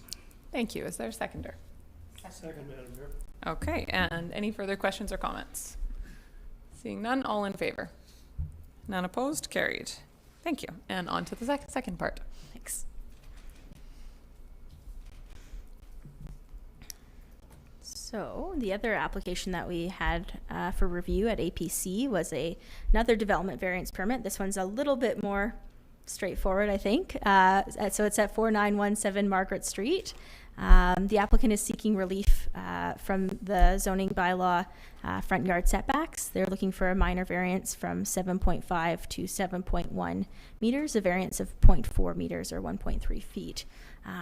Really what's happened here essentially is kind of a mix-up during the construction of the house. So the site has actually already been redeveloped, and the builder used the iron pins in the ground, which were actually slightly off, out of place, instead of using a BC land surveyor to kind of pin the location of where the building should be, which resulted in the building being basically offset by 0.5 of a meter, essentially. So they're really coming to us hoping for a variance to change the front yard setback in order to allow the building to be where it is, because otherwise they'd have to pick it up and put it back. So here's just the posting plan. You can kind of see of the highlighted property there. It says it's kind of 0.5 of a meter off, but if you didn't catch that, you would totally use the iron pin in the ground and it would be incorrect.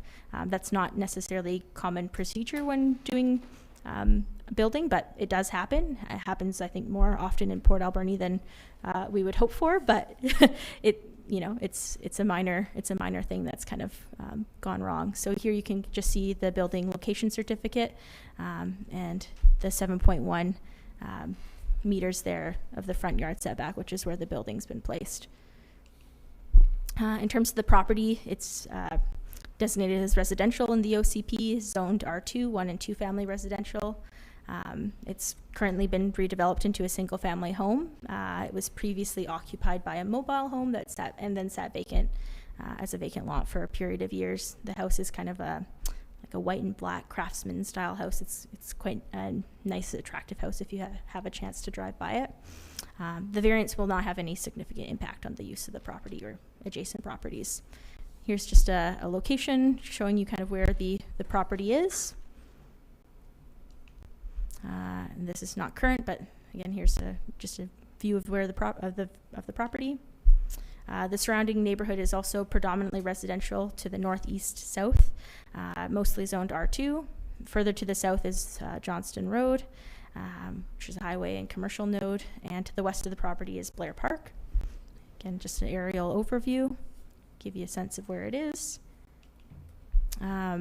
So it's, again, pretty straightforward. It's really, the variance application has been requested to kind of help address a minor error by the builder. No significant impacts to the use of the property or the surrounding properties are anticipated. And just to kind of put it in context, the variance that's been asked for, if granted, would still be less or more of a front yard setback than what's required in R3. So not inconsistent with what we do in other areas of the community. Yeah. Thank you.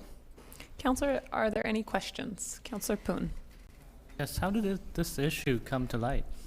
I believe the builder was in talking with our building inspector, and they kind of noticed that there was an inconsistency with the zoning bylaw. So this is not the first person in the community to have done this.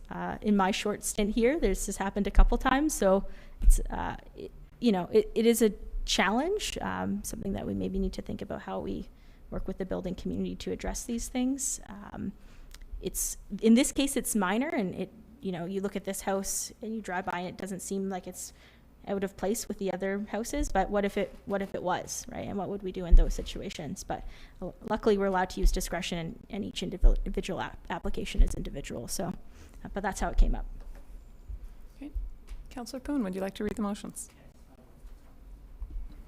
I'll move that Council for City of Port Alberni direct staff to provide notice of intent to consider the issuance of Development Variance Permit number 95 for 4917 Margaret Street as follows. Vary section 5.12.2 R2 1 and 2 family residential minimum setbacks, front yard from 7.5 meters to 7.1 meter, a variance of 0.4 meter or 1.3 feet.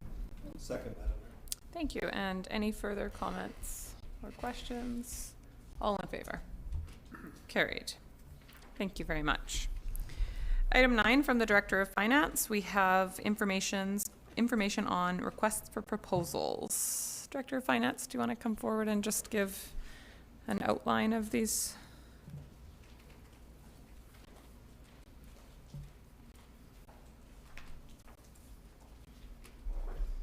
As a matter of good practice, a request for proposal for audit services and investment management services is put out every 5 years. And currently we have an RFP out for the provision of audit services. It was issued in July. It closes August 28th. And investment management service, it's planned to be issued in early September. And if council has any questions. Thank you. Questions? Seeing none. My only question was, there was a comment about council recently reviewing our investment policy. And I know we did make some small amendments to it that seemed to me more that they were just corrections in practice of what we are doing. I wonder if our investment policy has been, like, if we review it regularly with what other communities are doing or compare it ever, and if that should be a part of this process. It is sort of standard practice across municipalities. You know, the principal or the overriding purpose, or I guess element of it, is to protect the capital because it is public funding. The city of Burnaby put something out recently where I think they want to invest in real estate. Yeah.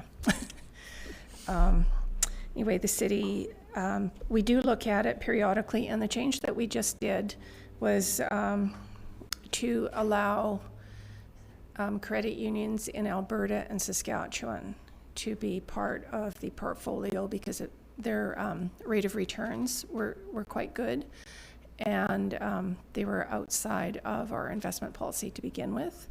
And because they're 100% secured and guaranteed, that council agreed to relax it a little bit for that. Sure. So my question was more just, I wouldn't call that a review of our policy. I don't think that, I understand we made some changes, minor changes, but I'm wondering if a part of this process should be a review of that, even just a review from you with what other communities are doing. And what their policies look like, if we're going to put out a request for proposals based on that policy, if we should first be reviewing the policy. It certainly wouldn't hurt, and I'm happy to do it if council directs it. Okay. Council? So moved, Madam Mayor. Thank you. That's great. So I think that's so moved that we receive the report and that the Director of Finance do a minor review of the policy, I would say, just to make sure it's current still with what other communities are doing. So we've had it moved. Is there a seconder? Second. Okay, and any questions or comments? Seeing none, all in favor? Just to clarify, I'd report back to council with an overview. That would be great. And then prior to issuing. Sure, Okay. Thank you very much. Thank you. Okay, and item 10, also from the Director of Finance, wastewater treatment facility, effluent pump supply contract award. I'm going to defer to the Director of Engineering on this one because he's here. I wrote it because he wasn't here. Okay. Director of Engineering. Thank you.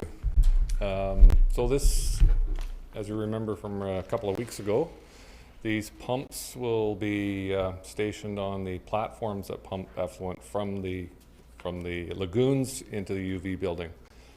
We'd separated the supply of these pumps. We went round and round with our consultants on how to do this. We had actually gone out for a complete package with a floating pump station, including pumps. We've changed that. Those platforms are now going to be static and pile supported. We thought we'd get ahead of the game by buying these pumps separately. So we actually got a good price on this. This is probably about $80,000 less than was quoted on when we originally went out for the floating platform. So we're happy with this price. Excellent. Are there questions from council? Councillor Washington. Thank you, Madam Mayor. How many pumps do you get for that kind of money? 4 pumps, 4 big pumps. Councillor Paulson, did you have a question as well? I do not. Okay. Any questions over here? Okay, well, my question is, when will we receive a report on the total cost of the project? So the last portion of the project that we is really unknown at this point are those platforms. They're doing the final, I just back today and had a conversation earlier, but they're just putting the final details, and we should have that proposal or RFQ likely out soon. Once that's in, we'll have some closure on all the component prices for the project. So I would say probably after that we'll have some certainty. Excellent. Okay, thank you. And I don't know if you or CAO could remind me, do we know how much, I like how you're passing it off before you know what the question is. Can you remind me how much we received in grants for this project, if you know? I'd have to defer to the Director of Finance, but I'm thinking it was 18 million. Yeah, I think 18 million. Okay, thank you. 18 million, that's change. Fantastic. Okay. Thank you very much. Just curiosity, really. Councillor Haggard, would you like to read this motion?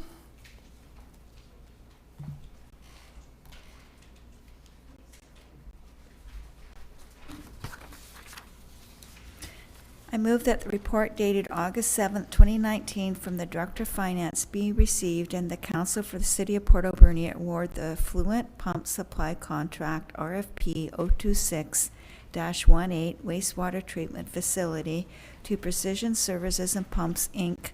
for $331,700.38 excluding GST. Second, Madam Mayor. Okay, any questions or comments on this? Seeing none, all in favor? Carried.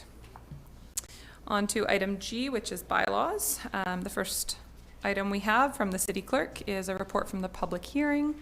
And this was just the public hearing on the fence and hedge height, fence and hedge bylaw. Councillor Solda, would you like to read the first one there? I'll move that the report from the public hearing held July 22nd, 2019 regarding bylaw number 4992 be received. Second. Okay, and any questions or comments? None? All in favor?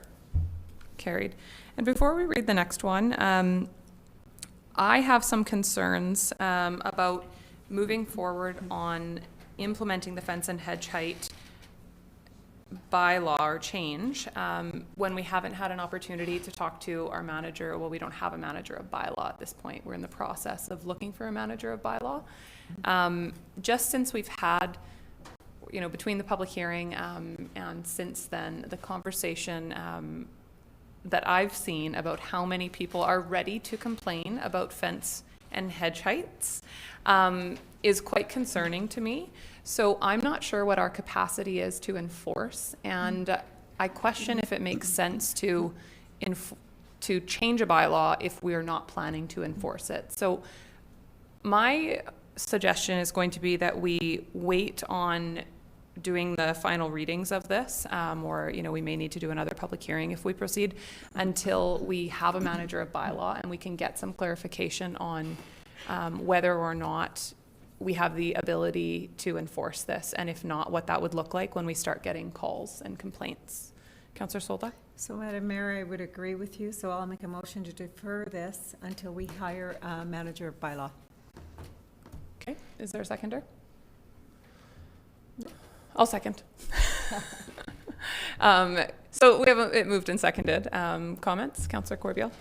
I just want to make the point that the fence height doesn't change. It's going to stay the same, 4 in the front, 6 in the back. So it's simply hedges is going to be the only difference that this bylaw actually addresses.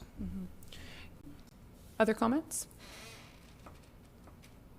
So my concern comes from, well, first of all, driving around town, seeing how many hedges are way outside of the scope. And I think that when we pass when we finalize something like this and we update our bylaw, there's an expectation that we will be enforcing it. Otherwise, why are we changing the bylaw? So I have some concerns around that, what we will do when we start getting calls for complaints. And we know from our public hearing that there are people really ready to start calling and complaining about neighbors' hedges and that kind of thing. So, if council wants to move forward with it, I'm certainly fine with that, but I think it would make sense to get feedback from bylaw prior to moving forward. Nobody else wants, oh, Councillor Corbeil. Well, I've always thought that just by saying 6 feet, you could have perfectly fine hedges, and they're all over town. They're 12 feet high. They're well manicured. They don't cause any trouble whatsoever. You can have a 6-foot one that looks like heck, and we should put some criteria. If it affects your view, if it affects the light, if it affects certain things, then the bylaw could take effect. But just simply saying 6 feet, 4 feet. I've always had an issue with that it just seems to me that it's not addressing the issues around the height of fences and hedges. Yep. Councillor Poon? I think we should keep it as simple as we can, and the simpler it is, the more easily it is enforced. Councillor Solda? I would agree with you, but I still think we don't have the resources to enforce it until the manager bylaw comes in. I would like to hear their opinion too at that point. I have some concerns, and I know there's people out there who are just waiting just from talking to people, and when you drive around and look at around the community, you see these hedges and you go, okay. Some of them, do we grandfather it, or how are we going to enforce it? Are they all going to be the same? We're going to be all out there going, hey, let's cut them all and get them right to the right size, get the tape measure out. So I would like to see a manager of bylaw and work from there. Councillor Washington? Thank you, Madam Mayor. So we're not going to be sending out the bylaw guy with a tape measure and say, I'm being dramatic. you know, because I know, like Councillor Corbeil says, there's some people who prefer that 8-foot hedge between them and their neighbor in their backyard, and their neighbor's good with it. So, I mean, we're not going to go out and start being hedge busters or anything like that, are we? Okay. No, we certainly wouldn't, and recognizing as well, and I know our manager of planning wants to speak, recognizing as well that those hedges that are 12 feet tall are already, I believe, outside of what our bylaw would allow. I just think that when we redo a bylaw, when we take the time to go through the process to change it, it sets a significantly higher expectation that we are then going to enforce it. So I kind of see just maybe a whole bunch of issues waiting to happen. And I know from just constant messages and questions that I've gotten since this issue came up, or at least over the last couple of weeks, I think it's important that we just wait and see what the manager of bylaw says about our ability to enforce. Manager of planning.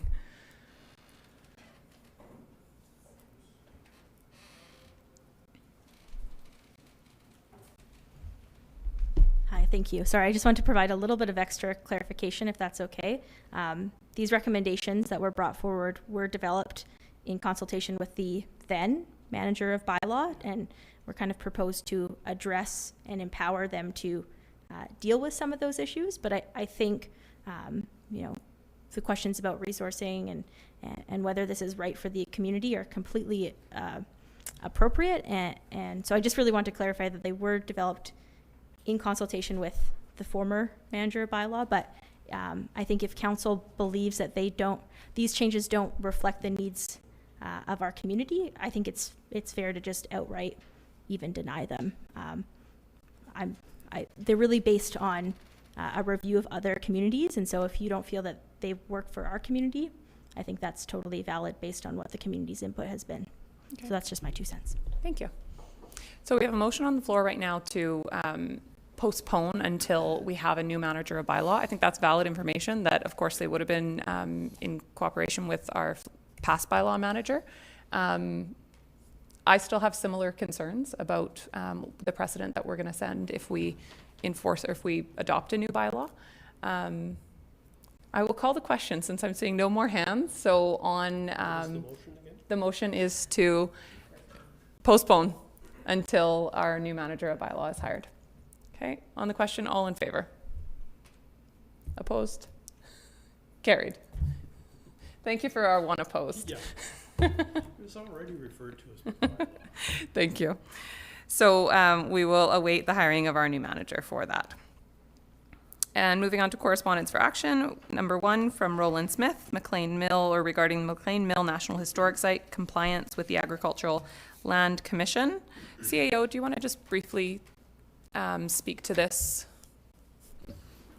Madam Mayor, Mr. Smith writes and points out some of the historical sort of underpinning documents of the National Historic Site being designated and subdivision of the property, oversight of the property, or applicability of agricultural land reserve on the property as well. And Mr. Smith asks, has the city interacted with the Agricultural Land Commission over the years to update and receive permissions for changes of use on the site? And Mr. Smith asks that if so, that those documents be made available to the public and to himself.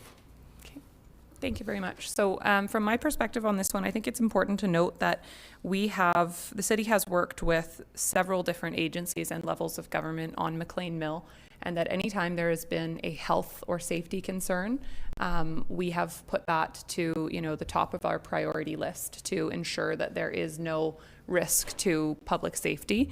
I think this is a separate issue, certainly. So I thank the CAO for kind of a bit of background on where this is coming from. And we've also met with another resident who has asked questions and expressed concerns about some of the uses of the site. So those things are top of mind for us, CAO. Madam Mayor, if I may, this letter causes us to stop and think how we're using the site. And if our mandate on the site is to preserve the heritage and to facilitate interaction of the public with heritage on the site, it makes sense that no matter whatever we consider doing on site, that we run it by those two tests. Yep. Does this help preserve heritage, and or does it facilitate interaction of the public with heritage on site? And those are probably some guiding principles we should bear in mind. And that was the essence, in my mind, of what the regulators at the time tried to enable, that we would preserve the site and allow opportunities for people to interact with heritage. Thank you. Councillor Solda, would you like to read that motion? Yeah, there is. Next page. Okay, I move that, sorry. I'll move that the letter dated July 26, 2019 from Roland Smith requesting information in regard to applications to the ALR Commission for permission to change, add to, or subtract from the authorized use of the land at McLean's Mill as per indicated in the 1992 ALC resolutions be received. And I have a question. Is there a seconder? Second. Thank you. And Councillor Solda, question? Yeah. So, Madam Mayor, so are we going to send a letter to Mr. Smith regarding this? Because some of the questions, like it's ALR land, so are we allowed to have different events as on ALR land and different for what we're using right now? Just to make sure, like weddings or anything, not that I'm opposed to all that, I'm just asking a question that's stated in here. So the motion that we have on the floor is It's just not to the receive same. the letter. Okay, fair enough. CAO, do you want to comment on if we are going to take any further action at this point to explore these things? Madam Mayor, we serve at the pleasure of council. If you would like us to reach out to the Agricultural Land Commission proactively and say, hey, we're doing these things, are they congruent with your original allowances in the early 90s? We can do that. Your earlier comments that the city has taken quick proactive steps when we've been received concerns of that our site is somehow negatively impacting the health of neighbors. And we've done that this year. In my mind, this isn't about health. This is about regulatory allowances on the property. If council wants us to go there, we'll go there. Councillor Solda? Madam Mayor, I don't want it to come back on us for future councils and stuff like this. I mean, documents can be brought up and brought forward and saying, hey, this should be done this way and that. Let's get the up-to-date answer and then move forward with it. It's better to be safe than sorry on it. Councillor Corbeil? Yeah, whenever I see these words such as substantial, it kind of does give me cause to be concerned. And there's a line in here that says, please obtain the confirmation of the commission if any substantial changes are required to the proposal as approved by this office. And I don't know what substantial means, quite honestly. I think from day one, the McLean's Mill basically seems to be the same, but there have been additions, i.e. camping and some of the kitchen and things like that. So maybe it would be prudent to run this by the agricultural land and just make sure that, you know, we're above board on all this. Okay, any further comments? Councillor Haggard? Thank you, Madam Mayor.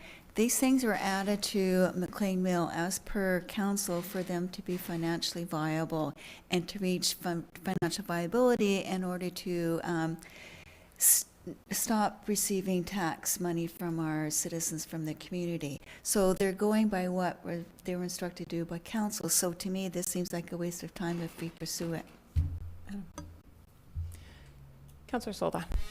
Again, I agree with Councillor Corbell. We need to do our due diligence, and the taxpayers are still paying out on McLean's Mill. It's not totally viable on its own. When it's viable, we'll know. But I just want to have all the I's dotted and T's crossed, just like we normally do on some of the other things that we're working on. We're all very aware that it is not financially viable. I think it's important to note here, so currently the motion we have on the floor is just to receive the letter. Through this conversation, though, I think a next step that we could take is we are putting out a request for proposals for a new operator or a new, operating model for McLean Mill. I think through that process, staff could reach out or at least begin conversations with the regional district. We don't typically work directly with the Agricultural Land Commission. I believe we deal with them through the ACRD. The ACRD supports McLean Mill every year through, I believe, $30,000 grant in aid. So the ACRD is very aware of the activities going on there and the direction of the site. So how does council feel about reaching out through the regional district to just update and see if there's any concerns? There's not been any regulator reach out to us on the types of uses that we are using McLean Mill for with regards to the Agricultural Land Commission. Okay, I'm seeing nodding heads. Councillor Poon. I don't understand why we have to reach out. They have to send a regulator if there is an issue.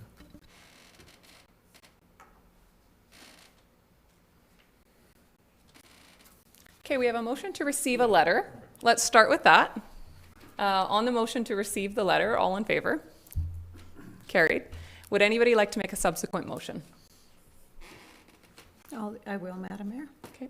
I would like, and I'm not sure exactly how it's to be worded, so we're going to play this one.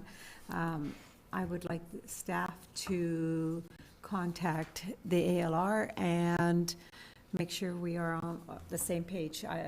We're in regulation to our contract with the McLean's Mill. Second. Okay. Further conversation? Hearing none. All in favor? Opposed? Defeated. Okay.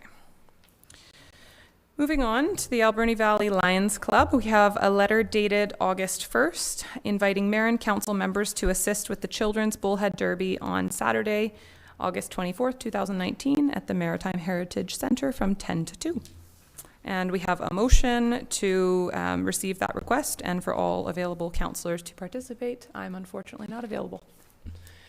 Would somebody like to move that motion? Councillor Corbeil. Yes, Madam Mayor, I'd like to move that the letter dated August 1st, 2019 from the Alberni Valley Lions Club inviting the mayor and council members to assist with the Children's Bullhead Derby on Saturday, August 29th, 2019 at the Maritime Heritage Discovery Center from 10 a.m. to 2 p.m. be received and all available councillors participate in the event. Okay, is there a seconder? Second, Madam Mayor. Any councillors available to attend? I'm available, but I hate the thought of trying to measure those slimy things. Oh, they're fun. You don't have to be right. I'm hearing Councillor Haggard and Councillor Paulson volunteering. And hopefully more. It's a lot of fun. That's great. It's a great event. Great event. Or you can just write. I did the writing. That's right. Okay. Councillor Haggard for the You measure recording. all right. You'll be a great team. Okay, on the motion, all in favor? Carried. And on to proclamations. Item 1 from the Port Alberni Toy Run. We have a letter dated July 9th requesting that the week of September 9th to 15th be proclaimed as Toy Run Week in Port Alberni. Councillor Solda. I'll move that the letter dated July 9th, 2019, from the Port Alberni Toy Run requesting the week of September 9th to the 15th, 2019 be proclaimed as Toy Run Week in Port Alberni be received and the week proclaimed as requested. Second, Madam Mayor. Okay, and all in favor? Carried. And item J, informational correspondence, City Clerk. Thank you, Madam Mayor. Just a few items. A letter from the Ministry of Finance Gaming Policy and Enforcement Branch advising of the $131,627 payment to the city representing casino revenue for the period April 1st to June 30th, and an attached report from the Director of Finance. RCMP Municipal Policing Agreement expenditures to June 30th. A letter from Hugh Grist providing additional information in regards to the history of the Port Alberni train station.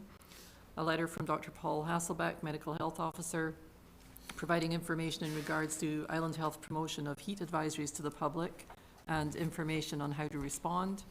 And an email from Chris Alemany expressing concern in regard to recent elevated levels of enterococci that were detected at Canal Beach and suggesting the city work with Island Health and the Port Authority to investigate possible sources.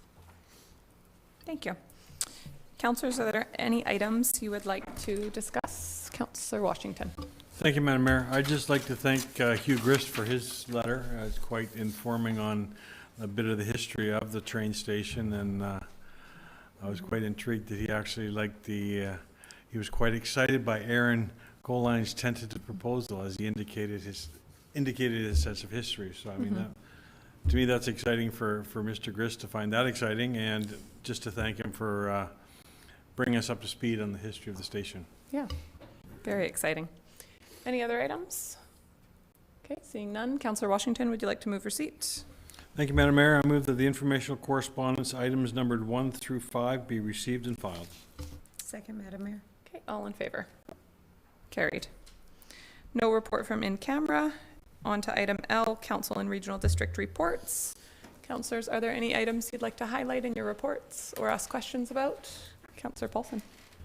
I'd just like to add, I mentioned in here about visiting the West Coast Prep Camp, and I know that a lot of councillors, the multiplex or hockey is not their thing, but this is a company that comes into our community and runs a business for 4 weeks. And it was quite a humble beginning for them. And when I talked to Ron Patterson, they actually had more employees this year than they had students the first year that they operated, which was over 230 employees this year.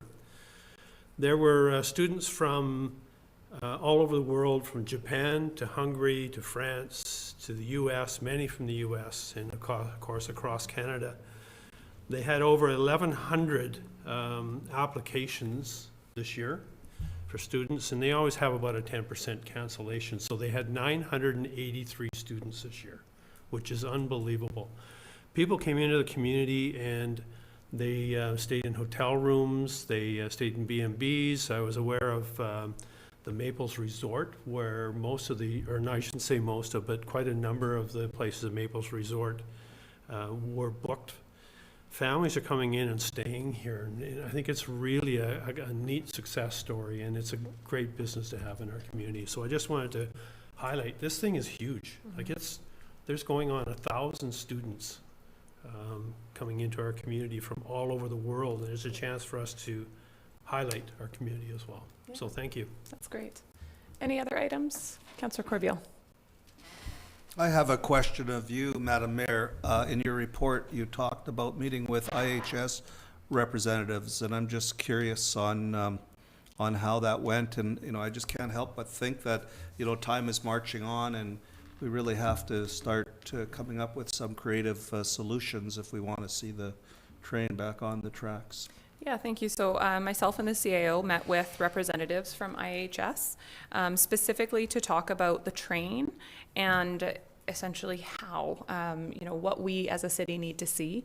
And we reinforced that council wants to see a business plan that makes sense for running the train. That doesn't mean there necessarily has to be no subsidy. It means there has to be safety checks in place. There has to be, an understanding of what the costs are to run it, so that if it's proposed that they do 30 runs, we know what the 30 runs costs.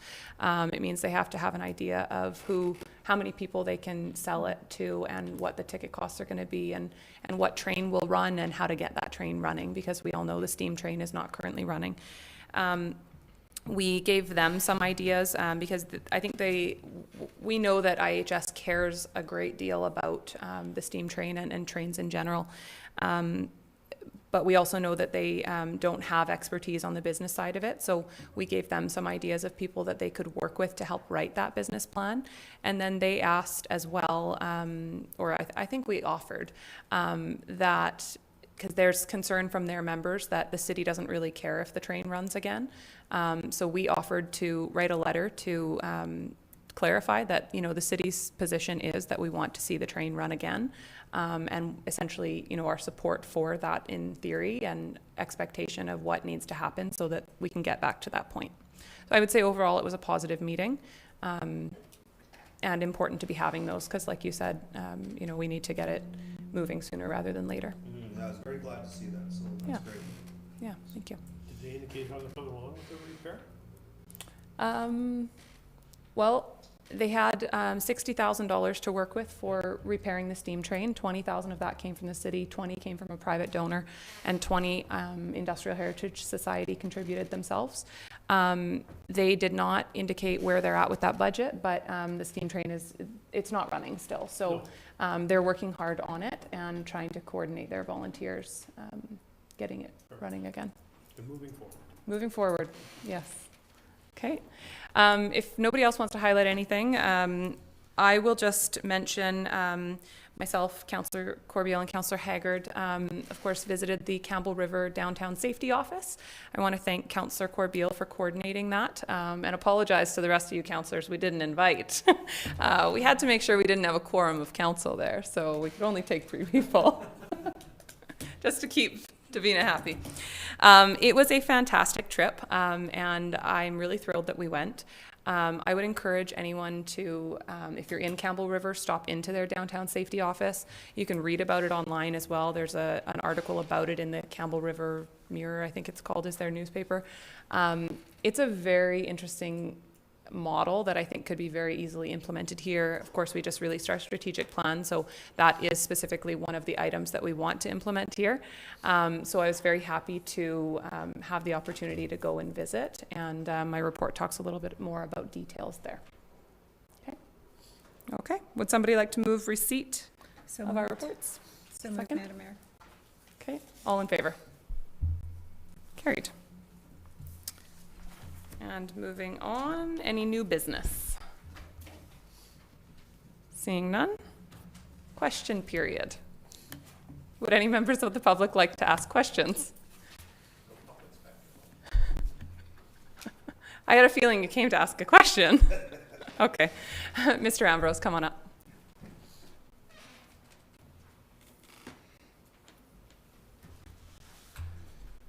I'll try to form this into a question. I listened to your dialogue about fence and hedge heights and whatnot, and real easy in a brand new neighborhood, real easy. This is an existing town. As you've seen, there's going to be some issues. There's going to be some feuds between neighbors, and it's just reminiscent of what I'm going through as a business, where a system can be used for the benefit of the public, and a system can be used as a weapon. And the bylaw system can be used as a weapon, and I won't get into details. And so the fence thing is really delicate. I think you're going to find some really, really upset people that, they're great changes, not small changes. And I know when I tore my fence down at my house and took the fence down, I lived by a park, it was a beautiful thing to have no fence. I know it was a beautiful thing. But sometimes Like today, I want to build a higher fence, so it's just a different day, you know? Thanks. Thank you. Would any other members of the public like to ask questions? Okay, seeing none, would somebody like to move adjournment? So moved, Madam Mayor. Second? Second. All in favor? Carried. Thank you.